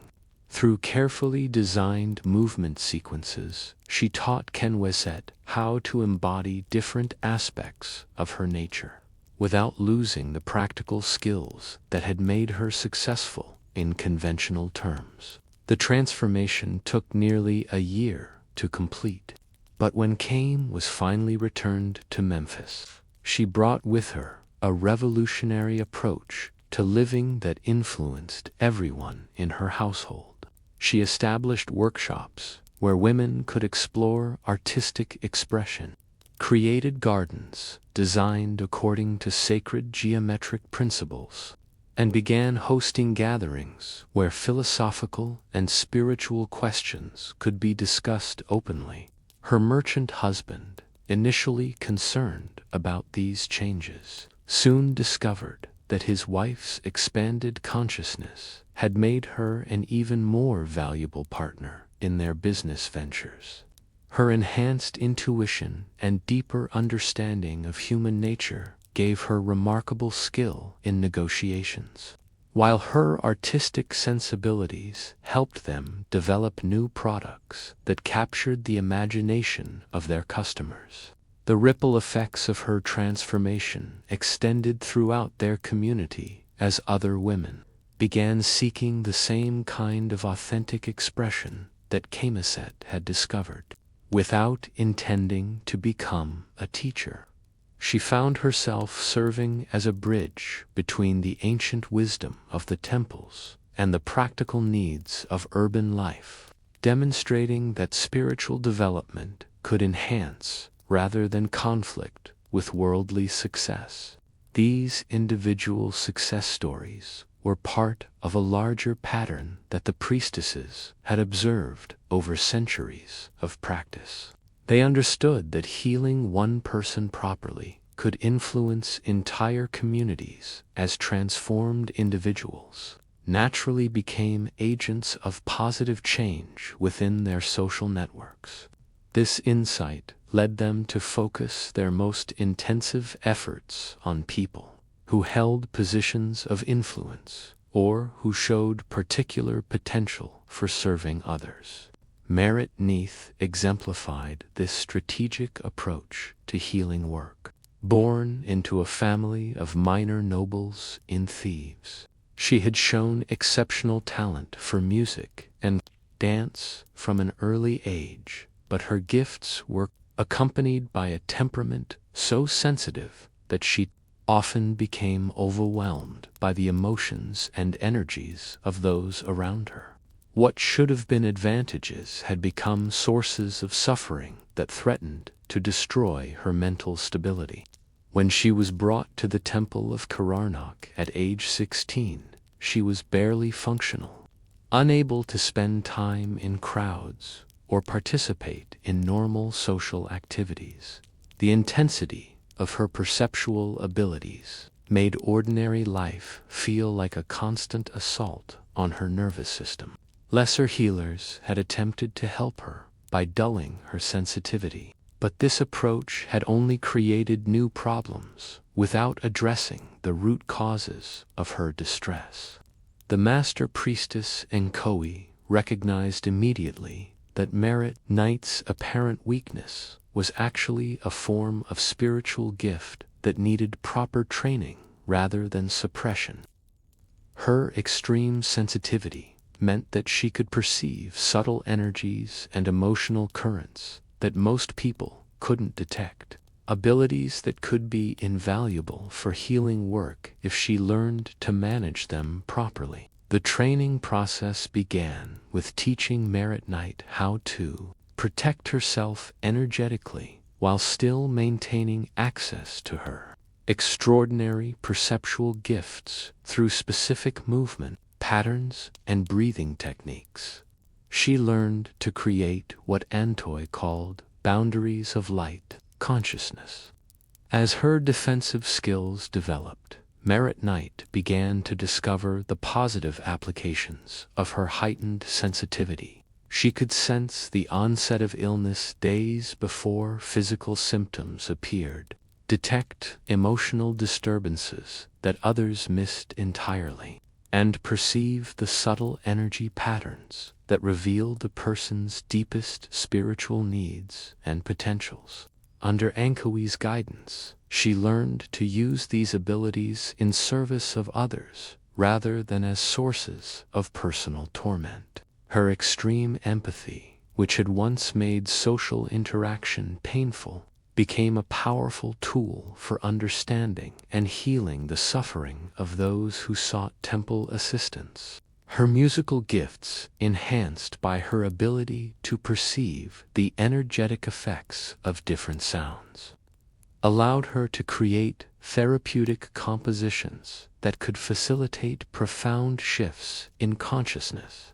Over time, Merit Knife evolved into one of the most accomplished healing priestesses of her generation, sought out by people from across Egypt for treatment of conditions that conventional medicine couldn't address. But more importantly, for the temple community, she became a master teacher who could train others with similar sensitivities, helping them transform what society often viewed as weaknesses into sources of spiritual power and service. Her teaching methods revolutionized the way temples approached the training of especially gifted individuals. Rather than trying to force everyone into the same mold, she developed individualized programs that honored each student's unique combination of abilities and challenges. This personalized approach produced a generation of priestesses whose diverse talents complemented each other perfectly, creating temple communities that could address virtually any type of human suffering or spiritual need. The success of Merit Knight's innovations spread throughout the temple network, influencing training methods at sacred sites across Egypt. Her writings on the education of sensitive individuals became required reading for master teachers, while her therapeutic techniques were adapted for use in healing centers from Alexandria to Aswan. But perhaps her most significant contribution lay in demonstrating that what society often dismissed as abnormality or weakness could actually represent the early stages of extraordinary spiritual development. Her example inspired countless individuals who had felt isolated by their unusual perceptual abilities, showing them pathways for transforming their differences into gifts that could serve the greater good. This understanding of human potential extended beyond individual healing work to encompass the priestesses' role as social innovators and cultural leaders. They recognized that Egyptian civilization's long-term health depended not just on maintaining traditional practices, but on adapting ancient wisdom to meet new challenges and opportunities. Nefret Sabik embodied this forward-thinking approach during the tumultuous period when foreign influences began reshaping Egyptian culture. As Greek merchants and Roman administrators established themselves along the Nile, traditional ways of life came under pressure from new ideas about everything from commerce to philosophy. Many Egyptians felt torn between preserving their ancestral heritage and embracing innovations that might improve their material circumstances.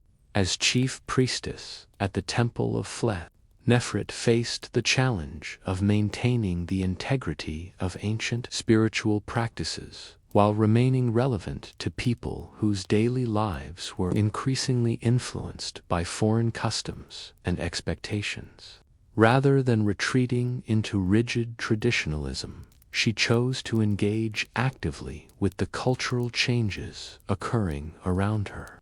She began by studying the philosophical and religious traditions that the foreigners brought with them, not to abandon Egyptian wisdom, but to understand how universal spiritual principles manifested in different cultural forms. Her investigations revealed that beneath surface differences, most authentic spiritual traditions shared common insights about consciousness, healing, and human development. This recognition enabled her to create bridges between Egyptian temple practices and foreign spiritual systems, developing hybrid approaches that preserve the essential power of ancient techniques while making them accessible to people from diverse cultural backgrounds. Greek visitors to her temple found meditation practices that complemented their philosophical studies, while Roman officials discovered leadership training that enhanced their administrative effectiveness. But Nefertiti's innovations went beyond simple cultural accommodation. She used the encounter with foreign ideas as an opportunity to examine Egyptian practices with fresh eyes, identifying aspects of temple training that could be refined or expanded to meet contemporary needs. Her experiments led to breakthroughs in healing techniques, consciousness development methods, and community organization that enriched the tradition rather than diluting it. Her temple became a center of creative synthesis, where the best insights from multiple cultures combined to produce approaches to human development that were more comprehensive and effective than any single tradition could offer. Students came from throughout the Mediterranean world to participate in training programs that integrated Egyptian movement arts with Greek philosophical inquiry, Roman organizational skills, and wisdom traditions from even more distant lands. The success of these experimental programs demonstrated that authentic spiritual traditions possessed the flexibility to evolve and adapt while maintaining their essential character. Rather than being threatened by cultural diversity, Egyptian temple practices could be strengthened through thoughtful engagement with alternative approaches to consciousness and healing. Nefertiti's example inspired similar innovations at temples throughout Egypt, creating a renaissance of spiritual creativity that produced some of the most sophisticated consciousness development techniques in human history. These hybrid approaches combined the depth of ancient wisdom with the precision of contemporary knowledge, resulting in methods for healing and transformation that surpassed anything previously achieved.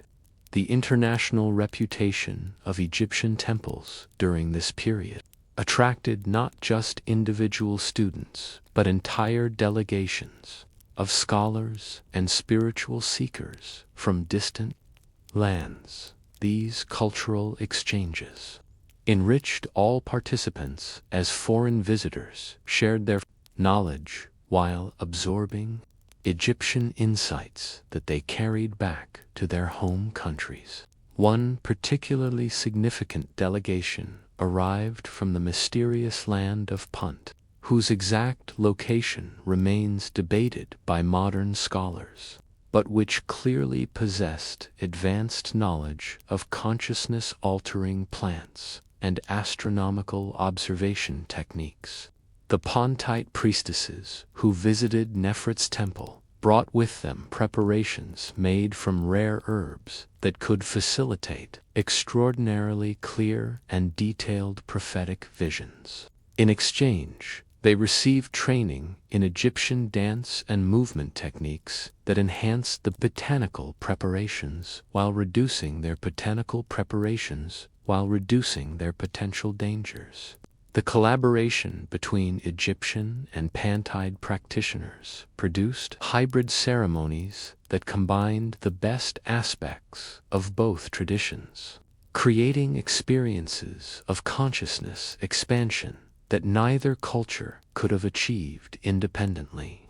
Henet Weju, one of the Egyptian priestesses who participated most actively in this cross-cultural exchange, left detailed accounts of the joint ceremonies that emerged from their collaboration. She describes rituals that began with puntite plant preparations administered according to Egyptian protocols for ensuring safety and maximizing therapeutic benefit. As the consciousness-altering effects took hold, participants would engage in movement sequences that combine traditional Egyptian choreography with puntite techniques for directing attention towards specific types of visionary experience. The results were remarkable, even by the standards of accomplished temple practitioners. Participants reported visions of extraordinary clarity and detail that provided accurate information about future events, distant locations, and hidden aspects of natural phenomena. Some experienced direct communication with deceased individuals or divine beings, receiving guidance that proved invaluable for addressing personal and community challenges. But perhaps most significantly, these hybrid ceremonies seemed to produce lasting expansions of consciousness that enhanced participants' abilities. Long after the immediate effects of the plant preparations had worn off, people who underwent this training reported permanent improvements in their intuitive abilities, healing powers, and capacity for accessing non-ordinary states of awareness through movement alone. The knowledge gained through these intercultural experiments was carefully documented and preserved in temple archives, creating resources that influenced Egyptian spiritual practices for centuries. The techniques developed through puntite collaboration became part of the advanced training curriculum for master priestesses, while modified versions were adapted for use in healing work with ordinary temple clients. The success of these innovations demonstrated the priestesses' remarkable ability to integrate new knowledge without compromising the integrity of their fundamental practices.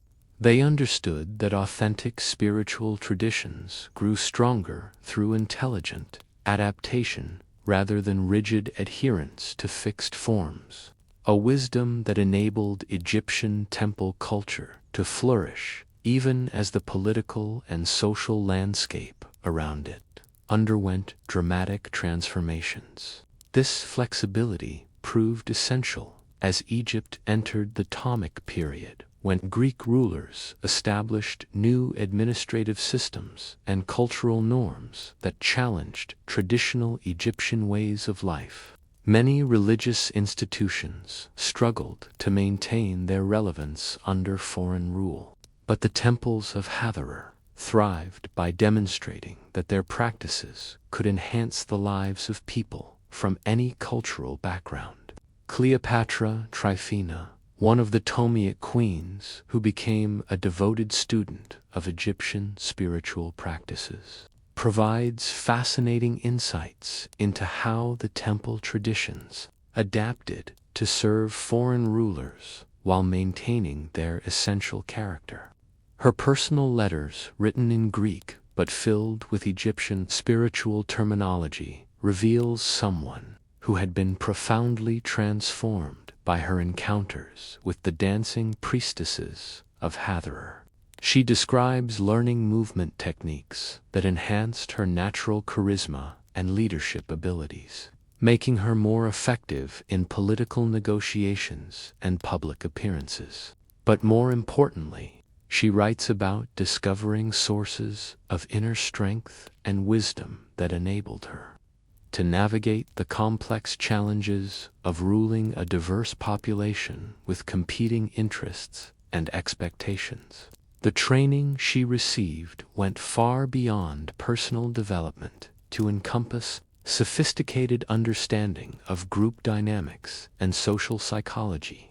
The priestesses taught her how to use movement, voice, and presence to influence the emotional states of large audiences, skills that proved invaluable during public ceremonies and political gatherings. But they also emphasized the ethical responsibilities that accompanied such abilities, ensuring that she understood how to use her enhanced influence in service of the greater good rather than mere personal advantage.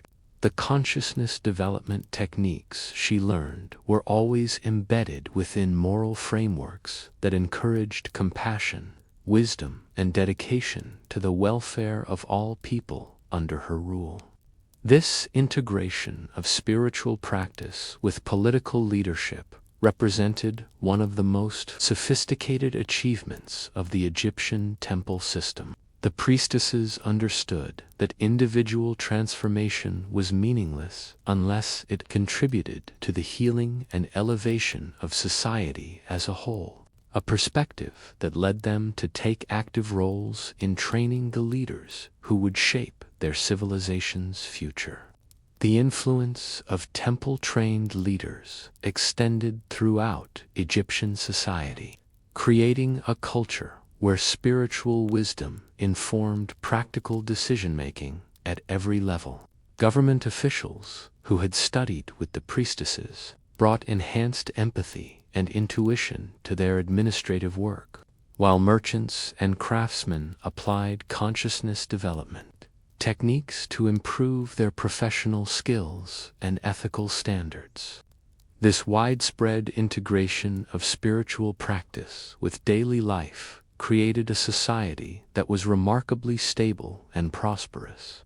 Despite the political upheavals that characterized the later periods of Egyptian history, even as foreign powers competed for control of the Nile Valley, the underlying culture remained coherent and vital, sustained by the network of individuals who had been transformed through contact with temple wisdom. The priestesses understood that their ultimate purpose wasn't simply to preserve ancient traditions, but to ensure that those traditions continued to serve human flourishing under changing circumstances. They saw themselves as gardeners of consciousness, cultivating the seeds of wisdom that could grow and adapt to whatever conditions the future might bring. This long-term perspective enabled them to make strategic decisions about which aspects of their knowledge to emphasize, which techniques to modify, and how to train successors who could carry their work forward into uncertain times. They developed comprehensive archives that preserved not just the forms of their practices, but the principles underlying those forms, ensuring that future generations would possess the understanding needed to recreate effective spiritual technologies, even if specific techniques were lost.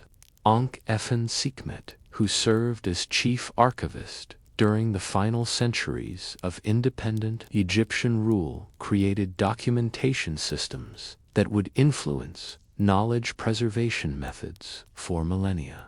Her techniques for encoding complex information in multiple formats ensured that essential wisdom could survive even catastrophic disruptions to normal transmission processes.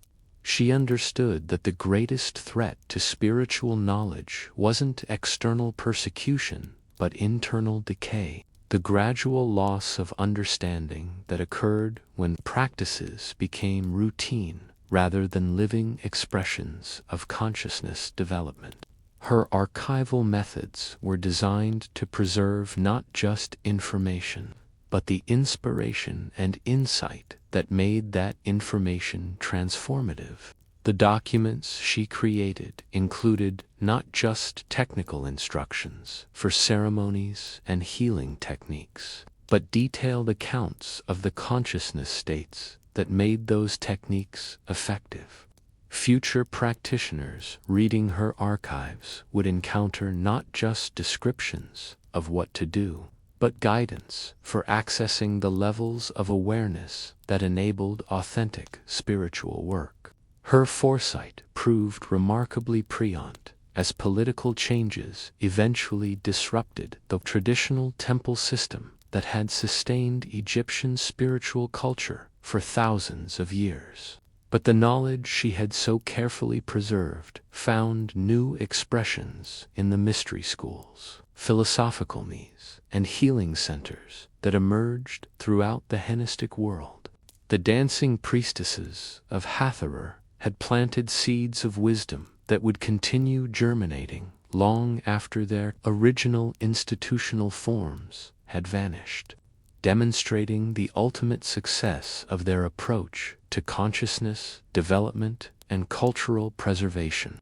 They had created not just a tradition, but a living stream of knowledge that could adapt to serve human needs across cultures and centuries. Their understanding of consciousness as the fundamental reality underlying all existence, their techniques for using movement and sound to facilitate healing and transformation, and their integration of individual development with service to others represented achievements that continue to inspire seekers and healers in our contemporary world.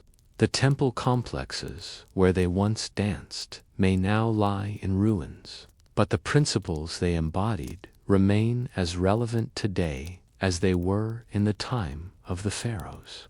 Their example offers hope that human beings can transcend the limitations of ordinary consciousness, that physical pleasure and spiritual wisdom can be integrated rather than opposed, and that individual transformation can contribute to the healing and elevation of our entire species. As we face the challenges of our own era, the dancing priestesses of Hathor remind us that true wisdom emerges not from avoiding the complexities of human existence, but from embracing them with courage, compassion, and an unshakable faith in the transformative power of consciousness itself. Their legacy lives on in every movement that honors the sacred, every healing that restores wholeness, and every moment when human beings remember their divine potential. The sacred chambers, where Nefertiti conducted her most advanced healing work, contained innovations that pushed the boundaries of what even experienced priestesses considered possible. Unlike the communal ceremonies that drew crowds of participants, these intimate sessions involved techniques so subtle and powerful that they required years of preparation to master safely. Her specialty involved working with individuals who suffered from what she called soul fragmentation, conditions where traumatic experiences had caused essential aspects of personality to become separated from conscious awareness. These weren't simple cases of forgotten memories, but profound splits in the psyche that left people feeling incomplete, unable to access important parts of themselves, even when their external circumstances seemed favorable. The healing process began with elaborate diagnostic procedures that could take weeks to complete. Nefertiti would observe her clients in various states of consciousness, studying how they moved, breathed, and responded to different types of stimuli. She could detect the energetic signatures of missing soul fragments by noting subtle disruptions in their natural rhythms and flow patterns. She had identified the nature and location of the fragmented aspects. She would design individualized movement sequences intended to call those separated parts back into conscious integration. These weren't generic dances, but precisely crafted choreographies that told the story of each person's unique journey through trauma toward healing and wholeness. Amenhotep say, a young scribe whose case provides our most detailed example of this work, had lost the capacity for joy following a childhood experience so traumatic that he could no longer remember its specific details. He functioned adequately in his professional duties, but lived in a state of emotional numbness that made life feel meaningless and hollow. Nefertiti's diagnosis revealed that his capacity for spontaneous happiness had become separated from his conscious personality and was existing as an autonomous fragment in what she called the shadow realm, a dimension of consciousness where disowned aspects of the psyche continued to exist independently. The healing process would require creating conditions where this fragment could safely return and reintegrate with his primary personality. The work began with movements designed to strengthen Amenhotep's and Neith's core identity while creating space for the missing aspects to return. These preparatory dances helped him develop the psychological stability needed to handle the intense emotions that would emerge when the fragmented parts of himself began coming back online. As his capacity to contain difficult feelings increased, Nefertiti was introduced more complex choreographies that specifically called to his exiled capacity for joy. These weren't celebrations, itations, movements, or expressions of happiness, but envy that created energetic pathways through which the separated aspects could find their way home. The breakthrough came during the 7th month of treatment, when Amenhotep spontaneously began weeping during what should have been a routine movement session. But these weren't tears of sadness. They were expressions of overwhelming relief as he felt essential parts of himself returning after years of absence. The integration process continued for several more months as he learned to incorporate his restored emotional range into daily life without becoming overwhelmed by feelings he had forgotten how to handle. Set guide Nefret came him through this delicate transition with techniques that gradually expanded his comfort zone while maintaining the stability needed for normal functioning.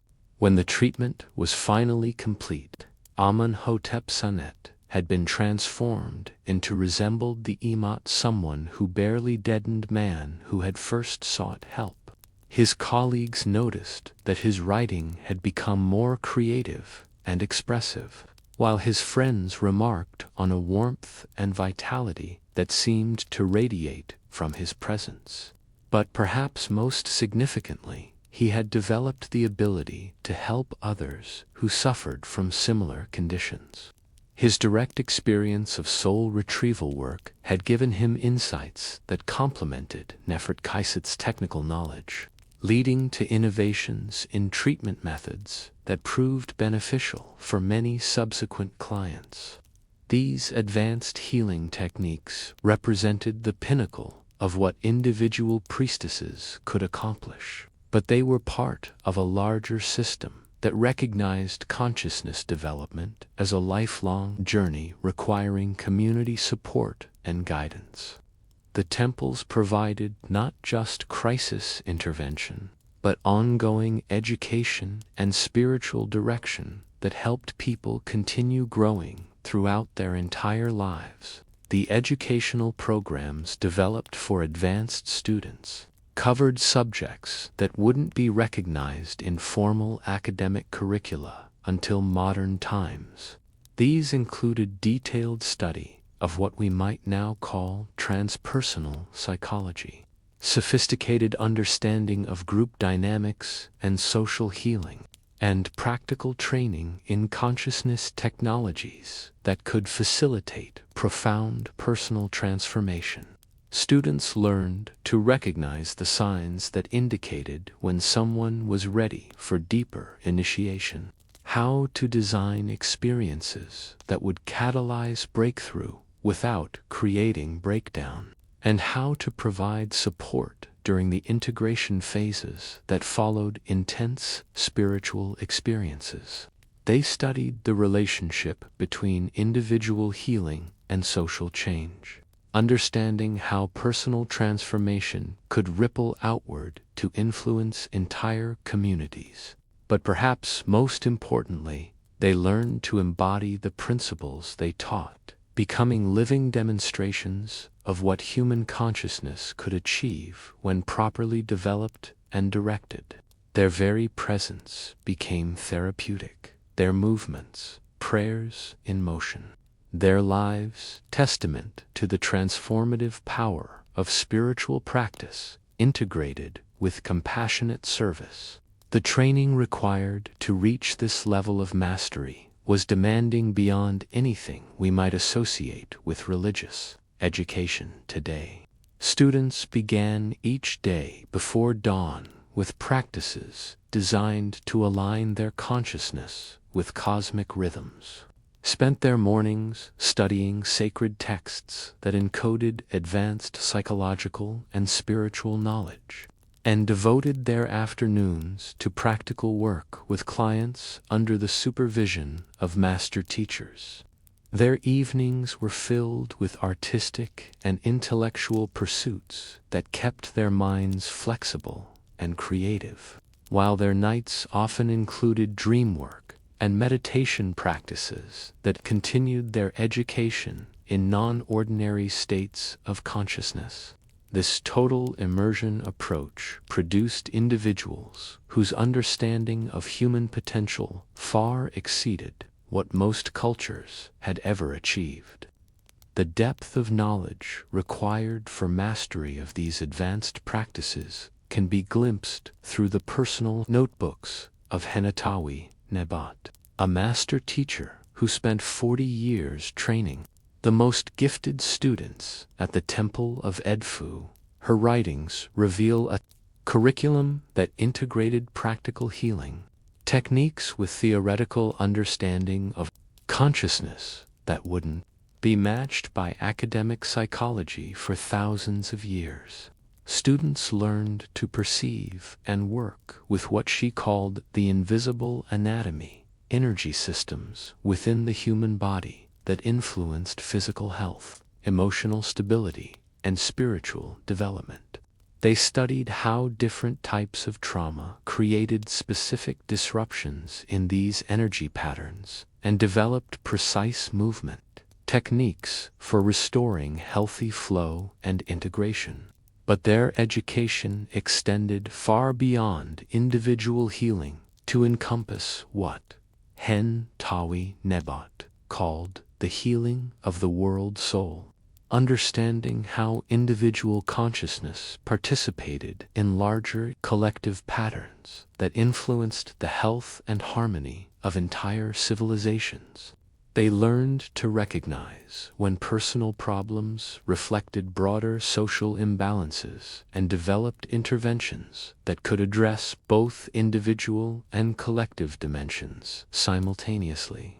This systems thinking enabled the priestesses to serve as early warning systems for their communities, detecting emerging social problems before they manifested as obvious crises.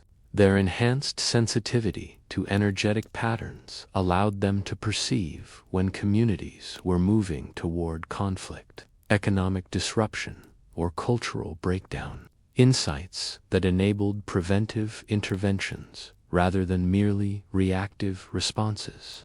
Nefertiti Anka Isonamun specialized in this type of social healing work during the turbulent period that preceded the Assyrian invasions. Her ability to perceive collective consciousness patterns enabled her to predict social upheavals months or even years before they occurred, providing valuable intelligence that helped communities prepare for challenging transitions. Her methods involved creating large-scale ceremonial interventions that could influence the emotional and spiritual climate of entire regions. These weren't simple religious festivals. but sophisticated consciousness technologies designed to heal collective trauma, resolve social conflicts, and restore community cohesion during periods of stress and uncertainty. One particularly dramatic example occurred when rising tensions between different ethnic groups threatened to erupt into violence that could have destabilized the entire region. Traditional diplomatic approaches had failed to resolve the underlying grievances, and many observers expected inevitable conflict that would cause immense suffering and destruction. Nefertiti Amon proposed an alternative approach that addressed the promotional and spiritual roots of the conflict rather than just its political manifestations. She organized a series of healing ceremonies that brought representatives from all involved groups together in sacred spaces where their common humanity could be experienced directly, rather than merely understood intellectually. The process began with individual healing work that helped participants release the accumulated resentments and fears that fueled their animosity toward other groups. As personal wounds were addressed, space opened for genuine communication and understanding to emerge between former enemies. The climax came during a 7-day festival that combined elements from all the involved cultural traditions, creating a shared experience of beauty and transcendence that reminded participants of their fundamental interconnection despite surface differences. The ceremonies culminated in collaborative dances where former adversaries moved together in patterns that symbolized their willingness to create harmony rather than perpetuate division. The results exceeded even Nefertiti, Ain's, and Amon's expectations.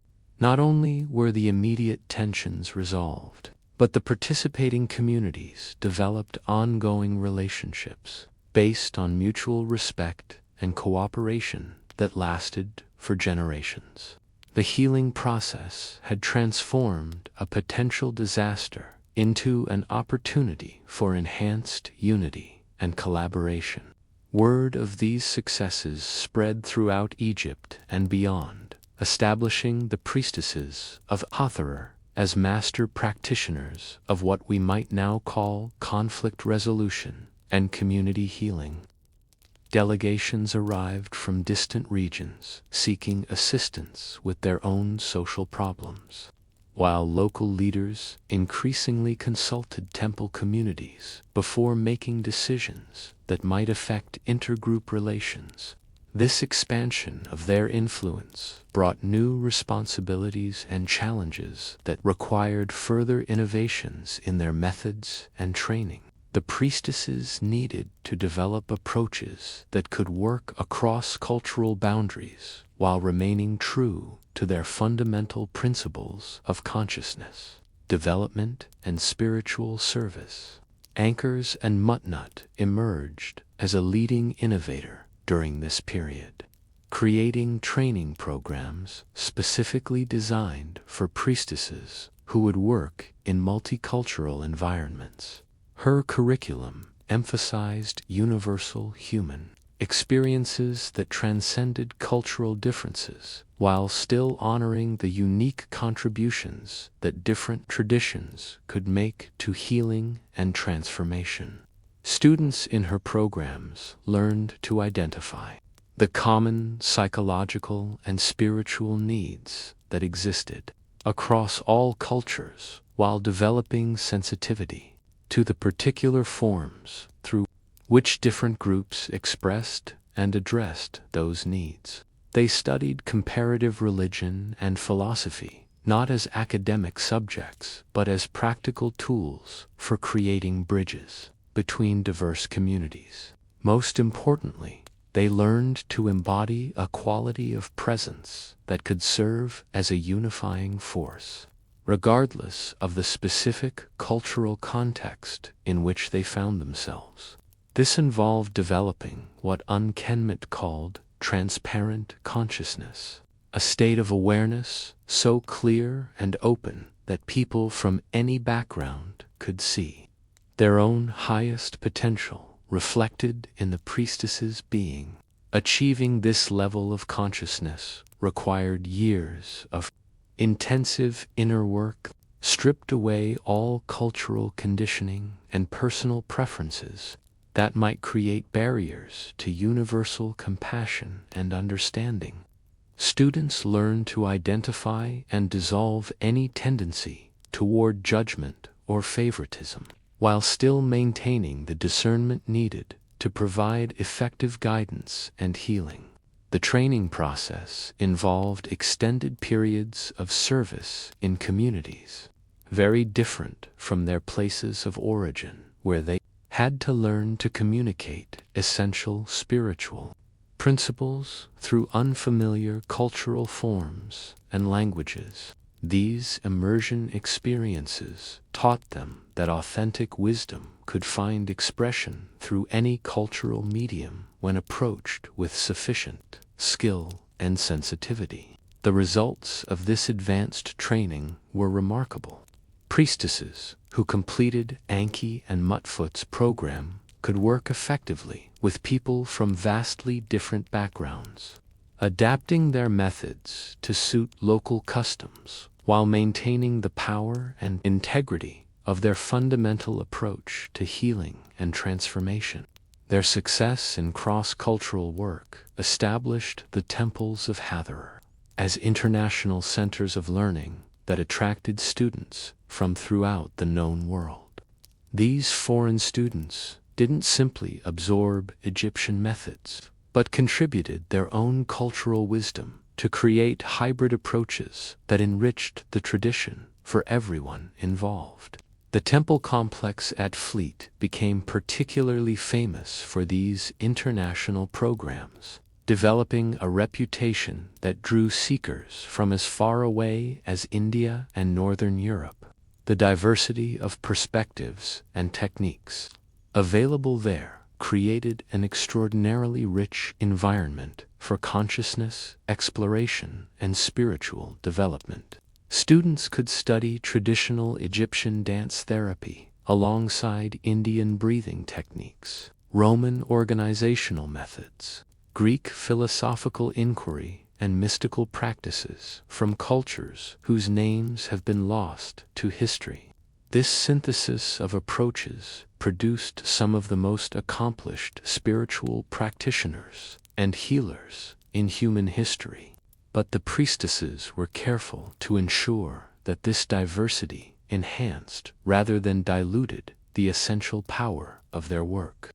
They developed sophisticated methods for evaluating which foreign techniques were compatible with Egyptian principles and which adaptations could be made without compromising the integrity of consciousness development practices. The criteria they used focused on results rather than cultural preferences, testing whether new approaches actually facilitated the healing and transformation they were designed to produce.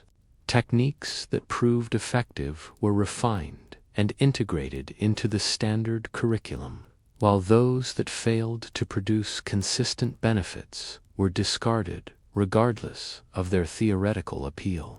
This empirical approach to spiritual practice was revolutionary for its time and remains remarkable even by contemporary standards. The priestesses understood that authentic spirituality must be grounded in direct experience rather than mere belief or tradition, and they were willing to modify their methods whenever better approaches became available. Their willingness to evolve and adapt enabled the Egyptian temple system to remain vital and effective, even as the cultural environment around it underwent dramatic changes.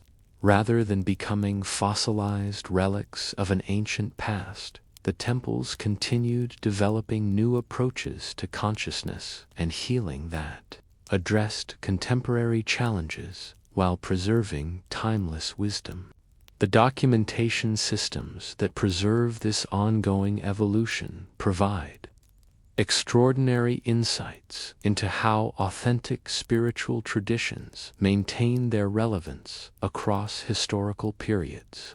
The priestesses understood that true preservation required continuous renewal, keeping essential principles alive through constant creative application rather than rigid adherence to fixed forms. This dynamic approach to tradition created a legacy that extended far beyond the specific institutional structures that originally supported it. When political changes eventually disrupted the traditional temple system, the knowledge and methods that had been developed found new expressions in mystery schools, therapeutic communities, and consciousness development programs throughout the ancient world. The influence of Egyptian temple practices can be traced through Greek philosophy, Roman healing centers, early Christian mysticism, and numerous other spiritual traditions that emerged in the centuries following Egypt's incorporation into foreign empires. The dancing priestesses of Hathor had created approaches to consciousness development that were too valuable to be lost, ensuring their survival through multiple cultural transformations.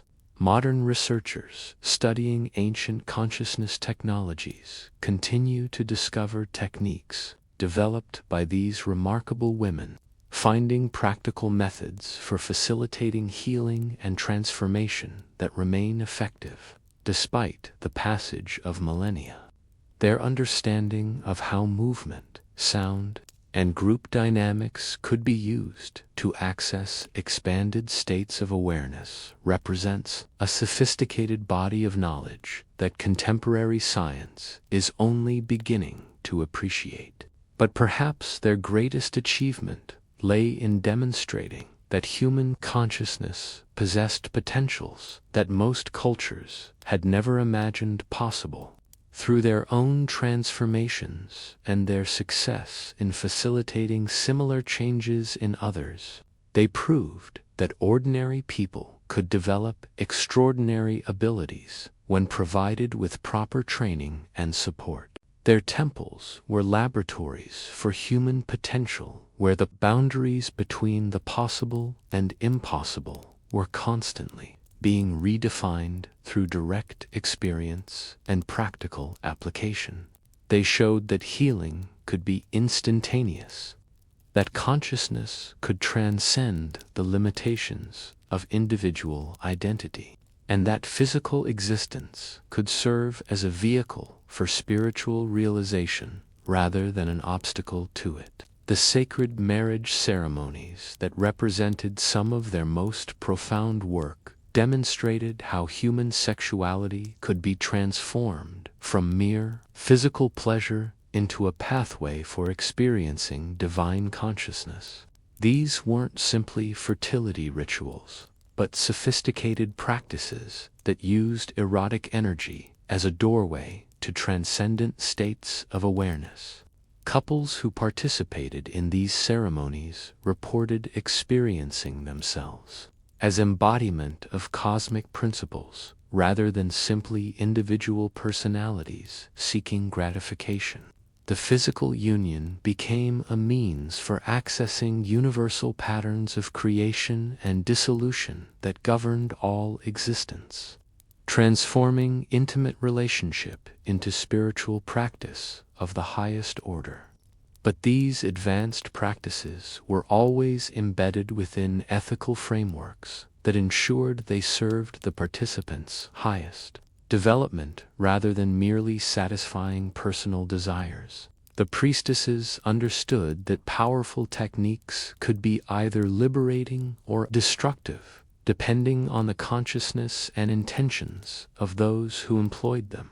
The screening processes that determined who could participate in sacred marriage ceremonies were extraordinarily thorough, evaluating not just the couple's emotional maturity and spiritual development, but their capacity to handle the intense experiences that authentic tantric practice could produce. Only those who demonstrated genuine commitment to consciousness development and mutual service were permitted to engage in these powerful transformational processes.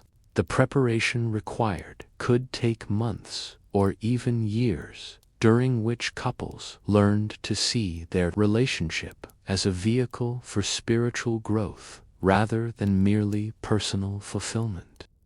They studied the psychological and energetic dynamics that influenced intimate partnership while developing communication skills that enabled them to navigate the challenges that arose during intensive spiritual work together.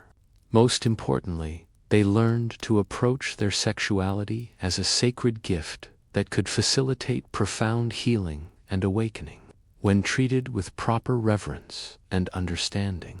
This perspective transformed physical intimacy from something that might distract from spiritual development into one of its most powerful catalysts. The ceremonies themselves took place in specially prepared sacred spaces where every detail had been designed to support transcendent experience. The architecture, acoustics, lighting, and energetic qualities of these chambers had been refined over centuries to create environments that naturally facilitated expanded states of consciousness. Participants entered these spaces after extensive purification rituals that cleansed both body and consciousness, while establishing the sacred intentions that would guide their experience. They were guided by master priestesses who understood exactly how to facilitate the delicate process of using erotic energy for spiritual realization. The actual ceremony involved a carefully orchestrated progression through different levels of consciousness and intimacy, with each stage designed to deepen the participants' connection to both each other and the divine forces that their union was invoking. The physical aspects of the ceremony were always embedded within larger spiritual contexts that gave meaning and direction to every gesture and sensation. Those who successfully completed these sacred marriage ceremonies reported transformations that influenced every aspect of their subsequent lives. Their capacity for love, both for each other and for all beings, was permanently expanded, while their understanding of the sacred dimensions of existence became direct and undeniable. But perhaps most remarkably, these couples often developed abilities that neither possessed individually, as though their union had created possibilities that transcended the sum of their separate potentials. They might gain enhanced intuitive abilities, healing powers, or creative gifts that emerged only when they were working together in harmony.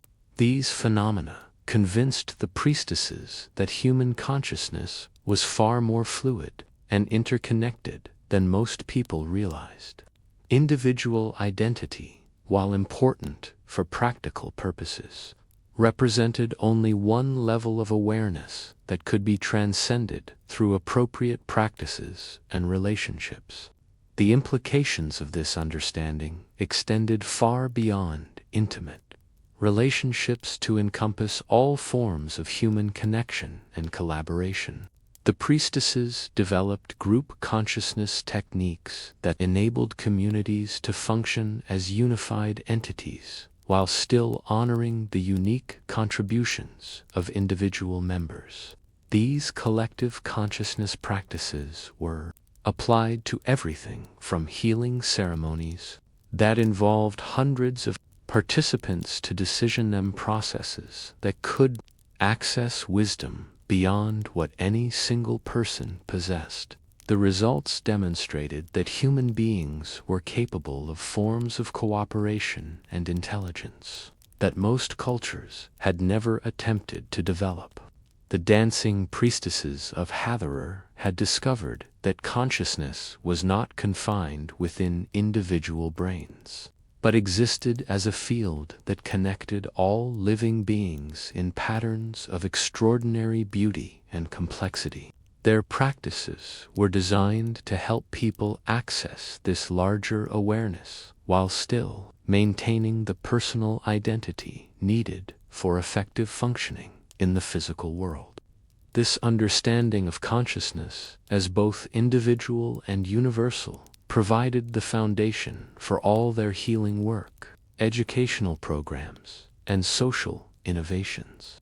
They knew that helping one person expand their awareness inevitably contributed to the evolution of consciousness in everyone they touched, creating ripple effects that could transform entire communities over time.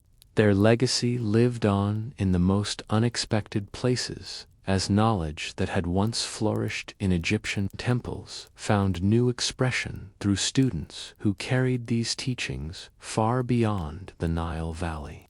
The transformation of consciousness that began with dancing priestesses would eventually touch civilizations across the ancient world, though often in forms so adapted to local customs that their Egyptian origins became nearly invisible. In the bustling port city of Rhodes, a former temple student named Alexia Nefer established what appeared to be a simple school for young women. To casual observers, she taught music, dance, and the domestic arts that wealthy families expected their daughters to master. But those who looked more carefully would have noticed something extraordinary in the way her students moved, the quality of presence they developed, and the remarkable healing abilities that seemed to emerge naturally from their education. Alexia Neferet had spent 7 years at the Temple of Dendera, where she had mastered not just the external forms of sacred dance, but the consciousness principles that made those movements spiritually effective. When political changes made it necessary for her to leave Egypt, she faced the challenge of preserving and transmitting this knowledge in a cultural environment that had no framework for understanding what she had learned. Her solution was brilliantly simple. Rather than attempting to recreate Egyptian temple practices in their original form, she embedded the essential principles within activities that Greek society already accepted and valued. Her students learned traditional Greek dances, but these were taught with breathing techniques and awareness practices that gradually developed their sensitivity to subtle energy phenomena. Music lessons became opportunities to explore how different sounds affected consciousness and emotional states. Students discovered that they could use their voices not just for entertainment, but for healing themselves and others. Though this application was presented as a natural extension of proper vocal training rather than as exotic spiritual practice, even seemingly mundane subjects like household management became vehicles for consciousness development. Alexia Neferet taught her students to approach cooking, cleaning, and organizing as forms of meditation that could cultivate mindfulness and presence. They learned that any activity performed with proper attention could become a spiritual practice that enhanced their awareness and effectiveness. The results spoke for themselves. Alexia Neferet's students were renowned throughout Rhodes for their poise, intelligence, and remarkable ability to create harmony wherever they went. They made exceptional wives and mothers, but they also served as informal counselors and healers within their communities, applying skills they had learned through their seemingly conventional education. Young women who had studied with Alexia Neferet seemed to possess an almost magical ability to diffuse conflicts, comfort the grieving, and inspire others to discover their best qualities. They could enter a room filled with tension and somehow transform the atmosphere simply through their presence and subtle interventions that others barely noticed, but perhaps, most remarkably, they passed these abilities on to their own children and communities without ever explicitly describing them as spiritual practices. The consciousness development techniques that had originated in Egyptian temples became part of the cultural fabric of Rhodes, influencing generations of families who never knew the exotic origins of their enhanced wisdom and effectiveness. This pattern repeated itself throughout the ancient world as former temple students established new lives in distant lands. They became physicians in Rome who achieved remarkable healing results through methods that seemed to involve only conventional treatments. They served as advisors to rulers who found their counsel unusually insightful and effective. They worked as artists, teachers, and merchants whose success seemed to flow from sources that observers couldn't quite identify. In the mountain villages of Anatolia, a woman known only as Hathororms established a community that outsiders assumed was simply a collection of families who had chosen to live together for practical reasons. The reality was far more sophisticated. Hathororms had recreated essential aspects of Egyptian temple life within the framework of an apparently conventional farming community. The daily routines that governed community life were carefully designed to facilitate consciousness development and spiritual growth. Work assignments rotated according to patterns that ensured everyone received training in different aspects of practical and spiritual skills. Seasonal celebrations combined agricultural necessity with ceremonial practices that maintained the group's connection to cosmic rhythms and divine consciousness. Children growing up in this community received an education that appeared to focus on practical skills like farming, crafts, and trade, but which actually provided comprehensive training in consciousness development, healing arts, and spiritual wisdom. The success of these hidden communities demonstrated that the principles developed by Egyptian priestesses could flourish in virtually any cultural environment when skillfully adapted to local conditions. The specific forms might change dramatically, but the underlying understanding of consciousness development and spiritual service remained constant across all variations. This adaptability proved crucial as the ancient world underwent the massive political actions that accompany and cultural transformed the rise and fall of successive empires. Traditional religious institutions often struggled to survive these changes, but the consciousness development principles preserved by former temple students proved remarkably resilient.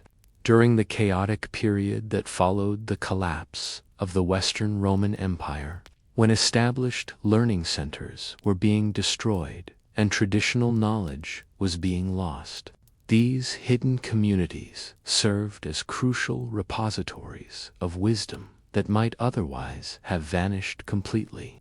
They preserved not just information, but living practices that continued to produce transformed individuals capable of serving their communities with extraordinary effectiveness.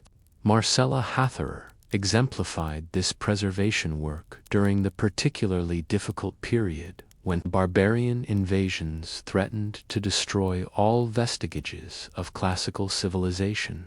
Officially, she was simply the upus of a small Christian convent in rural Gaul, but her background included decades of study in Egyptian mystery schools before political circumstances forced her to adapt her work to Christian frameworks. The convent she established appeared to follow conventional Christian practices, but careful observation would have revealed subtle differences that made it extraordinarily effective as a center for healing and spiritual development. The daily schedule of prayers and services incorporated breathing techniques and movement patterns derived from temple practices, while the manual labor that supported the community was organized according to principles that facilitated consciousness expansion. The nuns who lived under Marcella Hathor's guidance developed reputations throughout the region for their remarkable healing abilities and wisdom.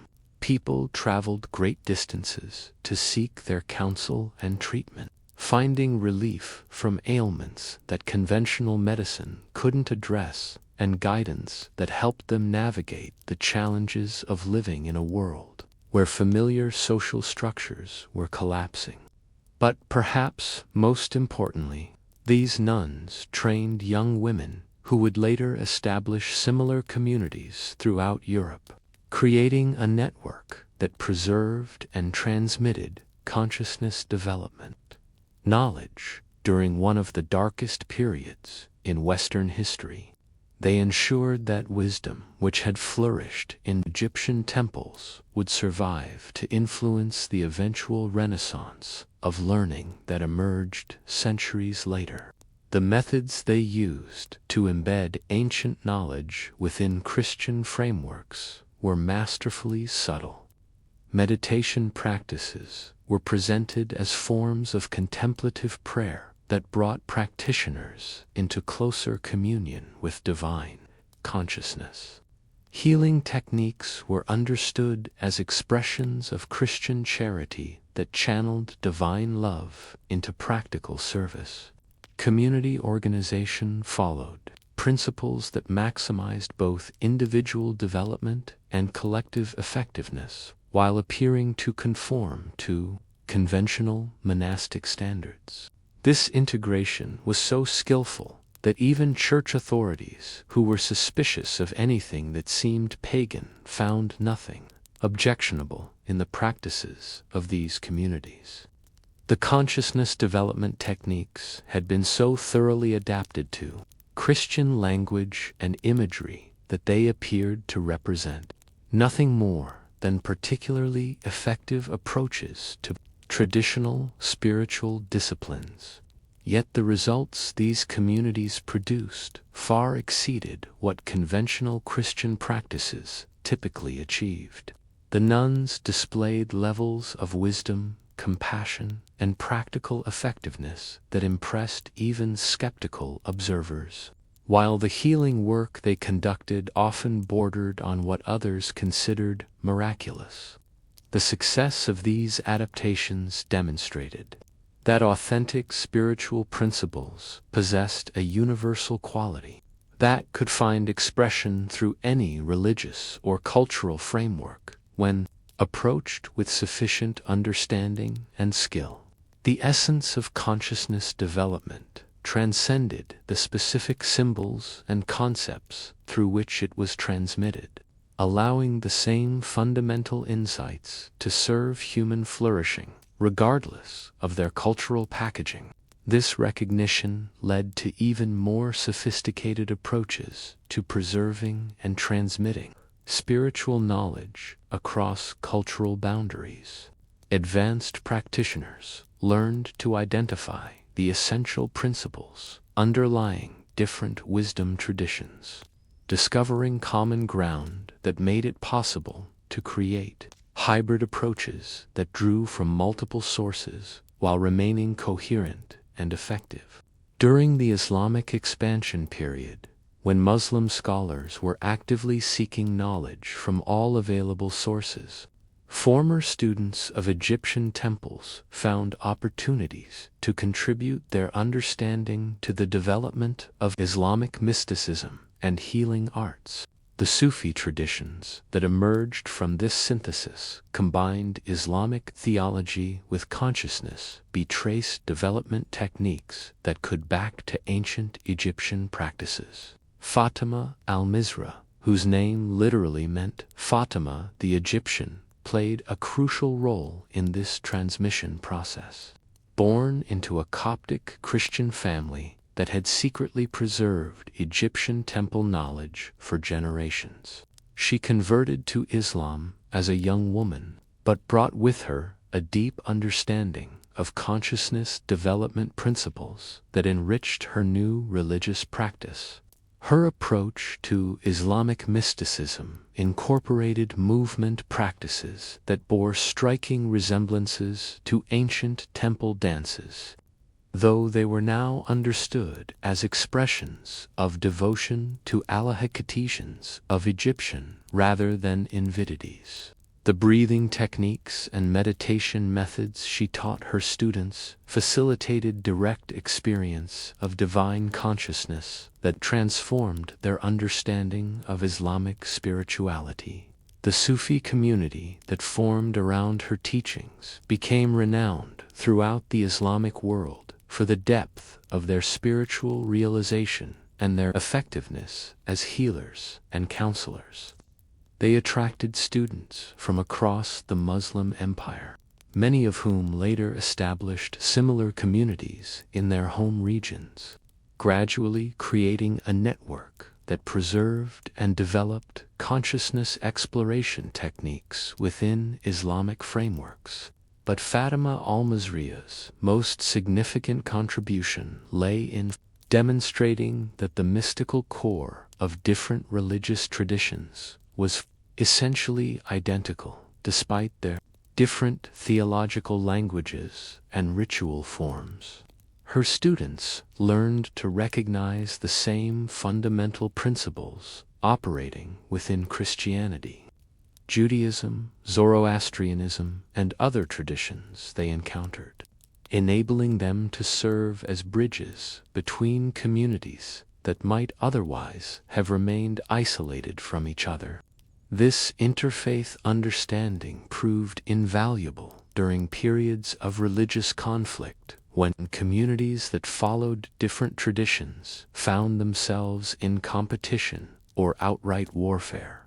Fatima al-Misriya's students often served as mediators who could help opposing groups recognize their common spiritual ground while respecting their different cultural expressions. The healing work they conducted transcended religious boundaries, as their techniques proved effective regardless of the patient's theological beliefs or cultural background. They understood that consciousness development and healing operated according to universal principles that were independent of religious doctrine, allowing them to serve anyone who sought their assistance with genuine need. These interfaith applications of ancient Egyptian wisdom created some of the most sophisticated approaches to conflict resolution and community healing that the medieval world produced. Practitioners learned to address not just individual suffering, but the collective trauma and social tensions that fueled ongoing conflicts between different groups. One particularly remarkable example occurred during the Crusades, when religious warfare had created seemingly irreconcilable divisions between Christian and Muslim communities throughout the Eastern Mediterranean. Traditional diplomatic approaches had failed to resolve the underlying animosities that perpetuated cycles of violence and revenge. A group of practitioners trained in Fatima al-Misriya's methods proposed an alternative approach that addressed the spiritual and emotional roots of the conflict rather than just its political manifestations. They organized healing ceremonies that brought together individuals from both sides who had suffered losses in the ongoing warfare, creating opportunities for shared grief to replace mutual hatred. The process began with separate sessions, where participants from each community could express their pain and anger in safe environments surrounded by others who shared their experiences. As the intensity of their emotions was acknowledged and honored, space gradually opened for recognition that their enemies had suffered similar losses and felt comparable pain. The breakthrough came when representatives from both communities participated in joint ceremonies that focused on their common humanity rather than their religious differences.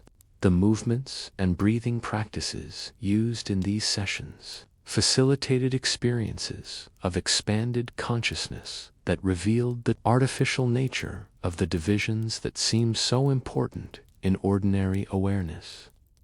Participants reported feeling profound connections with former enemies, recognizing them as fellow human beings who were struggling with the same fundamental challenges of existence that all people faced.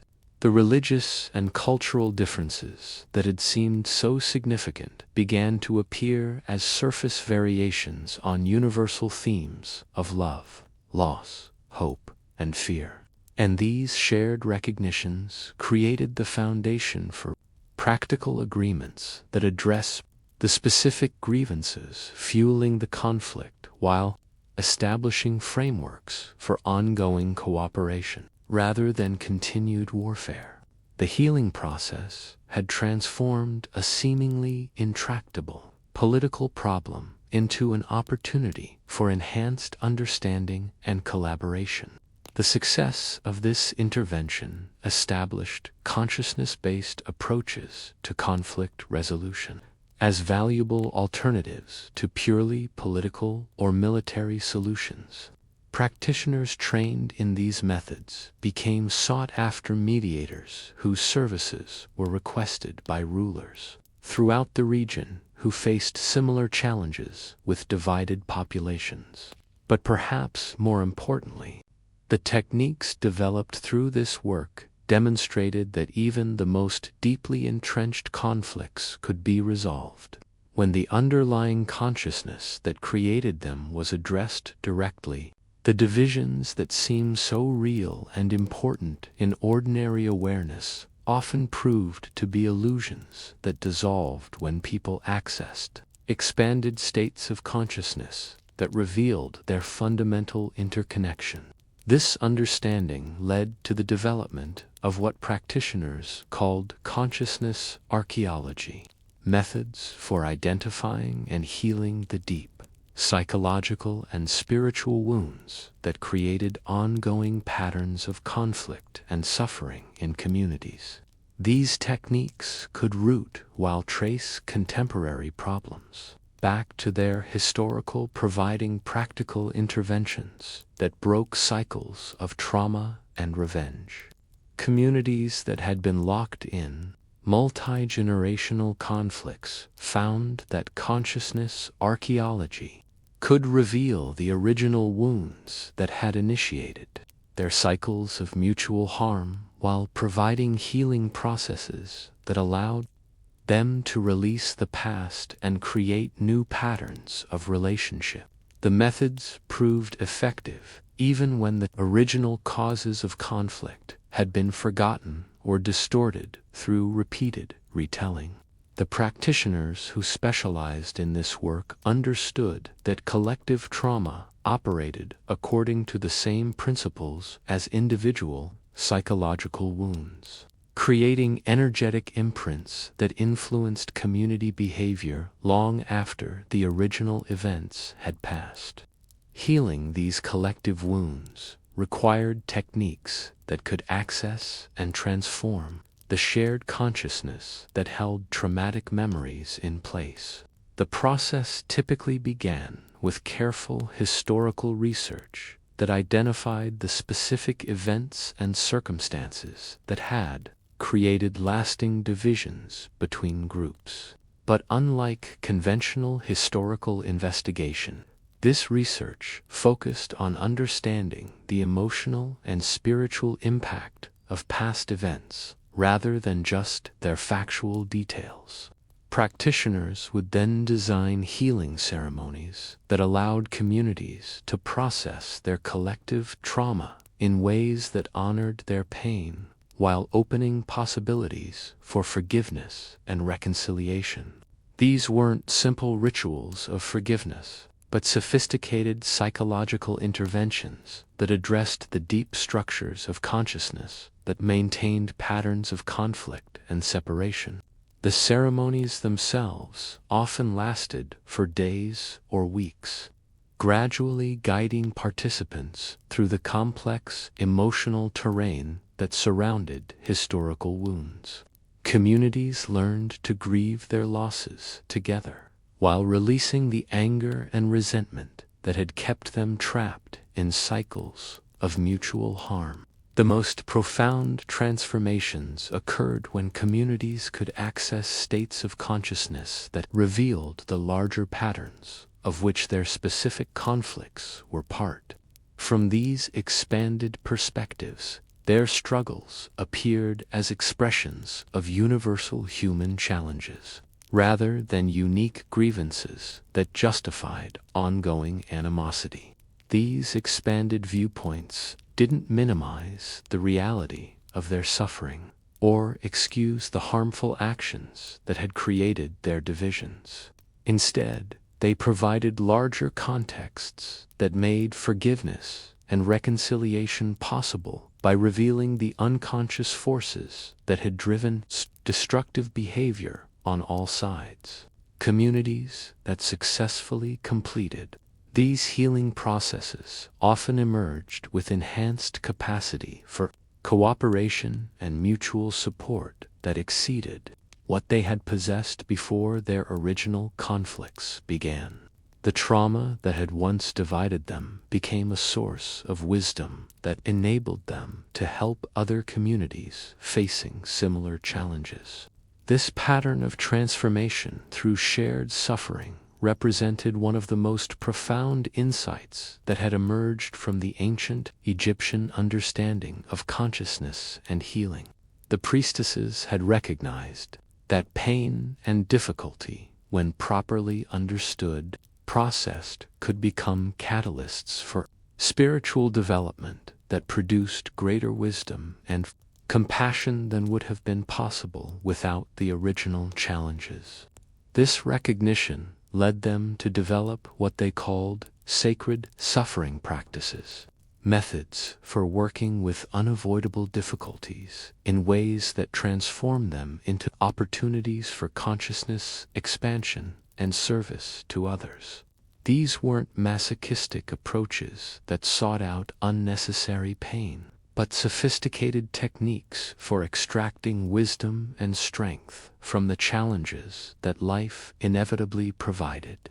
The applications of sacred suffering practices extended far beyond individual healing to encompass entire communities and cultures that face difficult transitions or traumatic events.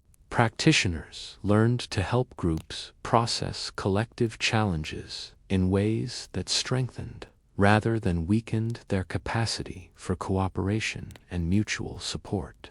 During the plague outbreaks that periodically devastated ancient communities, practitioners of these techniques served as crucial sources of stability and hope that helped societies maintain their coherence during periods of extreme stress. They understood how to work with the fear, grief, and despair that accompanied mass mortality events while helping communities discover meaning and purpose that transcended their immediate suffering. The healing approaches they developed during these crisis periods often proved more effective than conventional medical treatments, not because they ignored physical reality, but because they addressed the psychological and spiritual dimensions of illness that conventional medicine overlooked.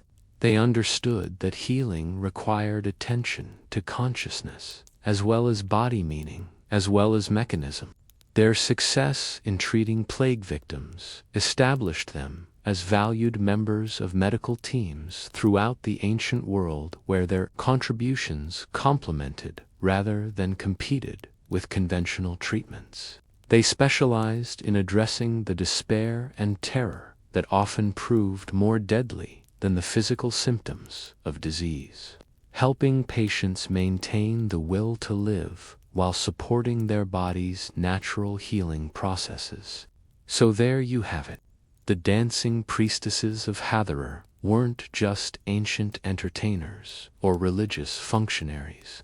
They were revolutionary healers who understood that the human body, mind, and spirit formed an integrated whole that could be transformed through movement, sound, and sacred intention. From Kentkar's dawn ritual at Dendera to Nefertiti's soul retrieval work, from the Festival of Drunkenness to the secret eclipse ceremonies, these remarkable women developed consciousness technologies that modern science is only beginning to rediscover.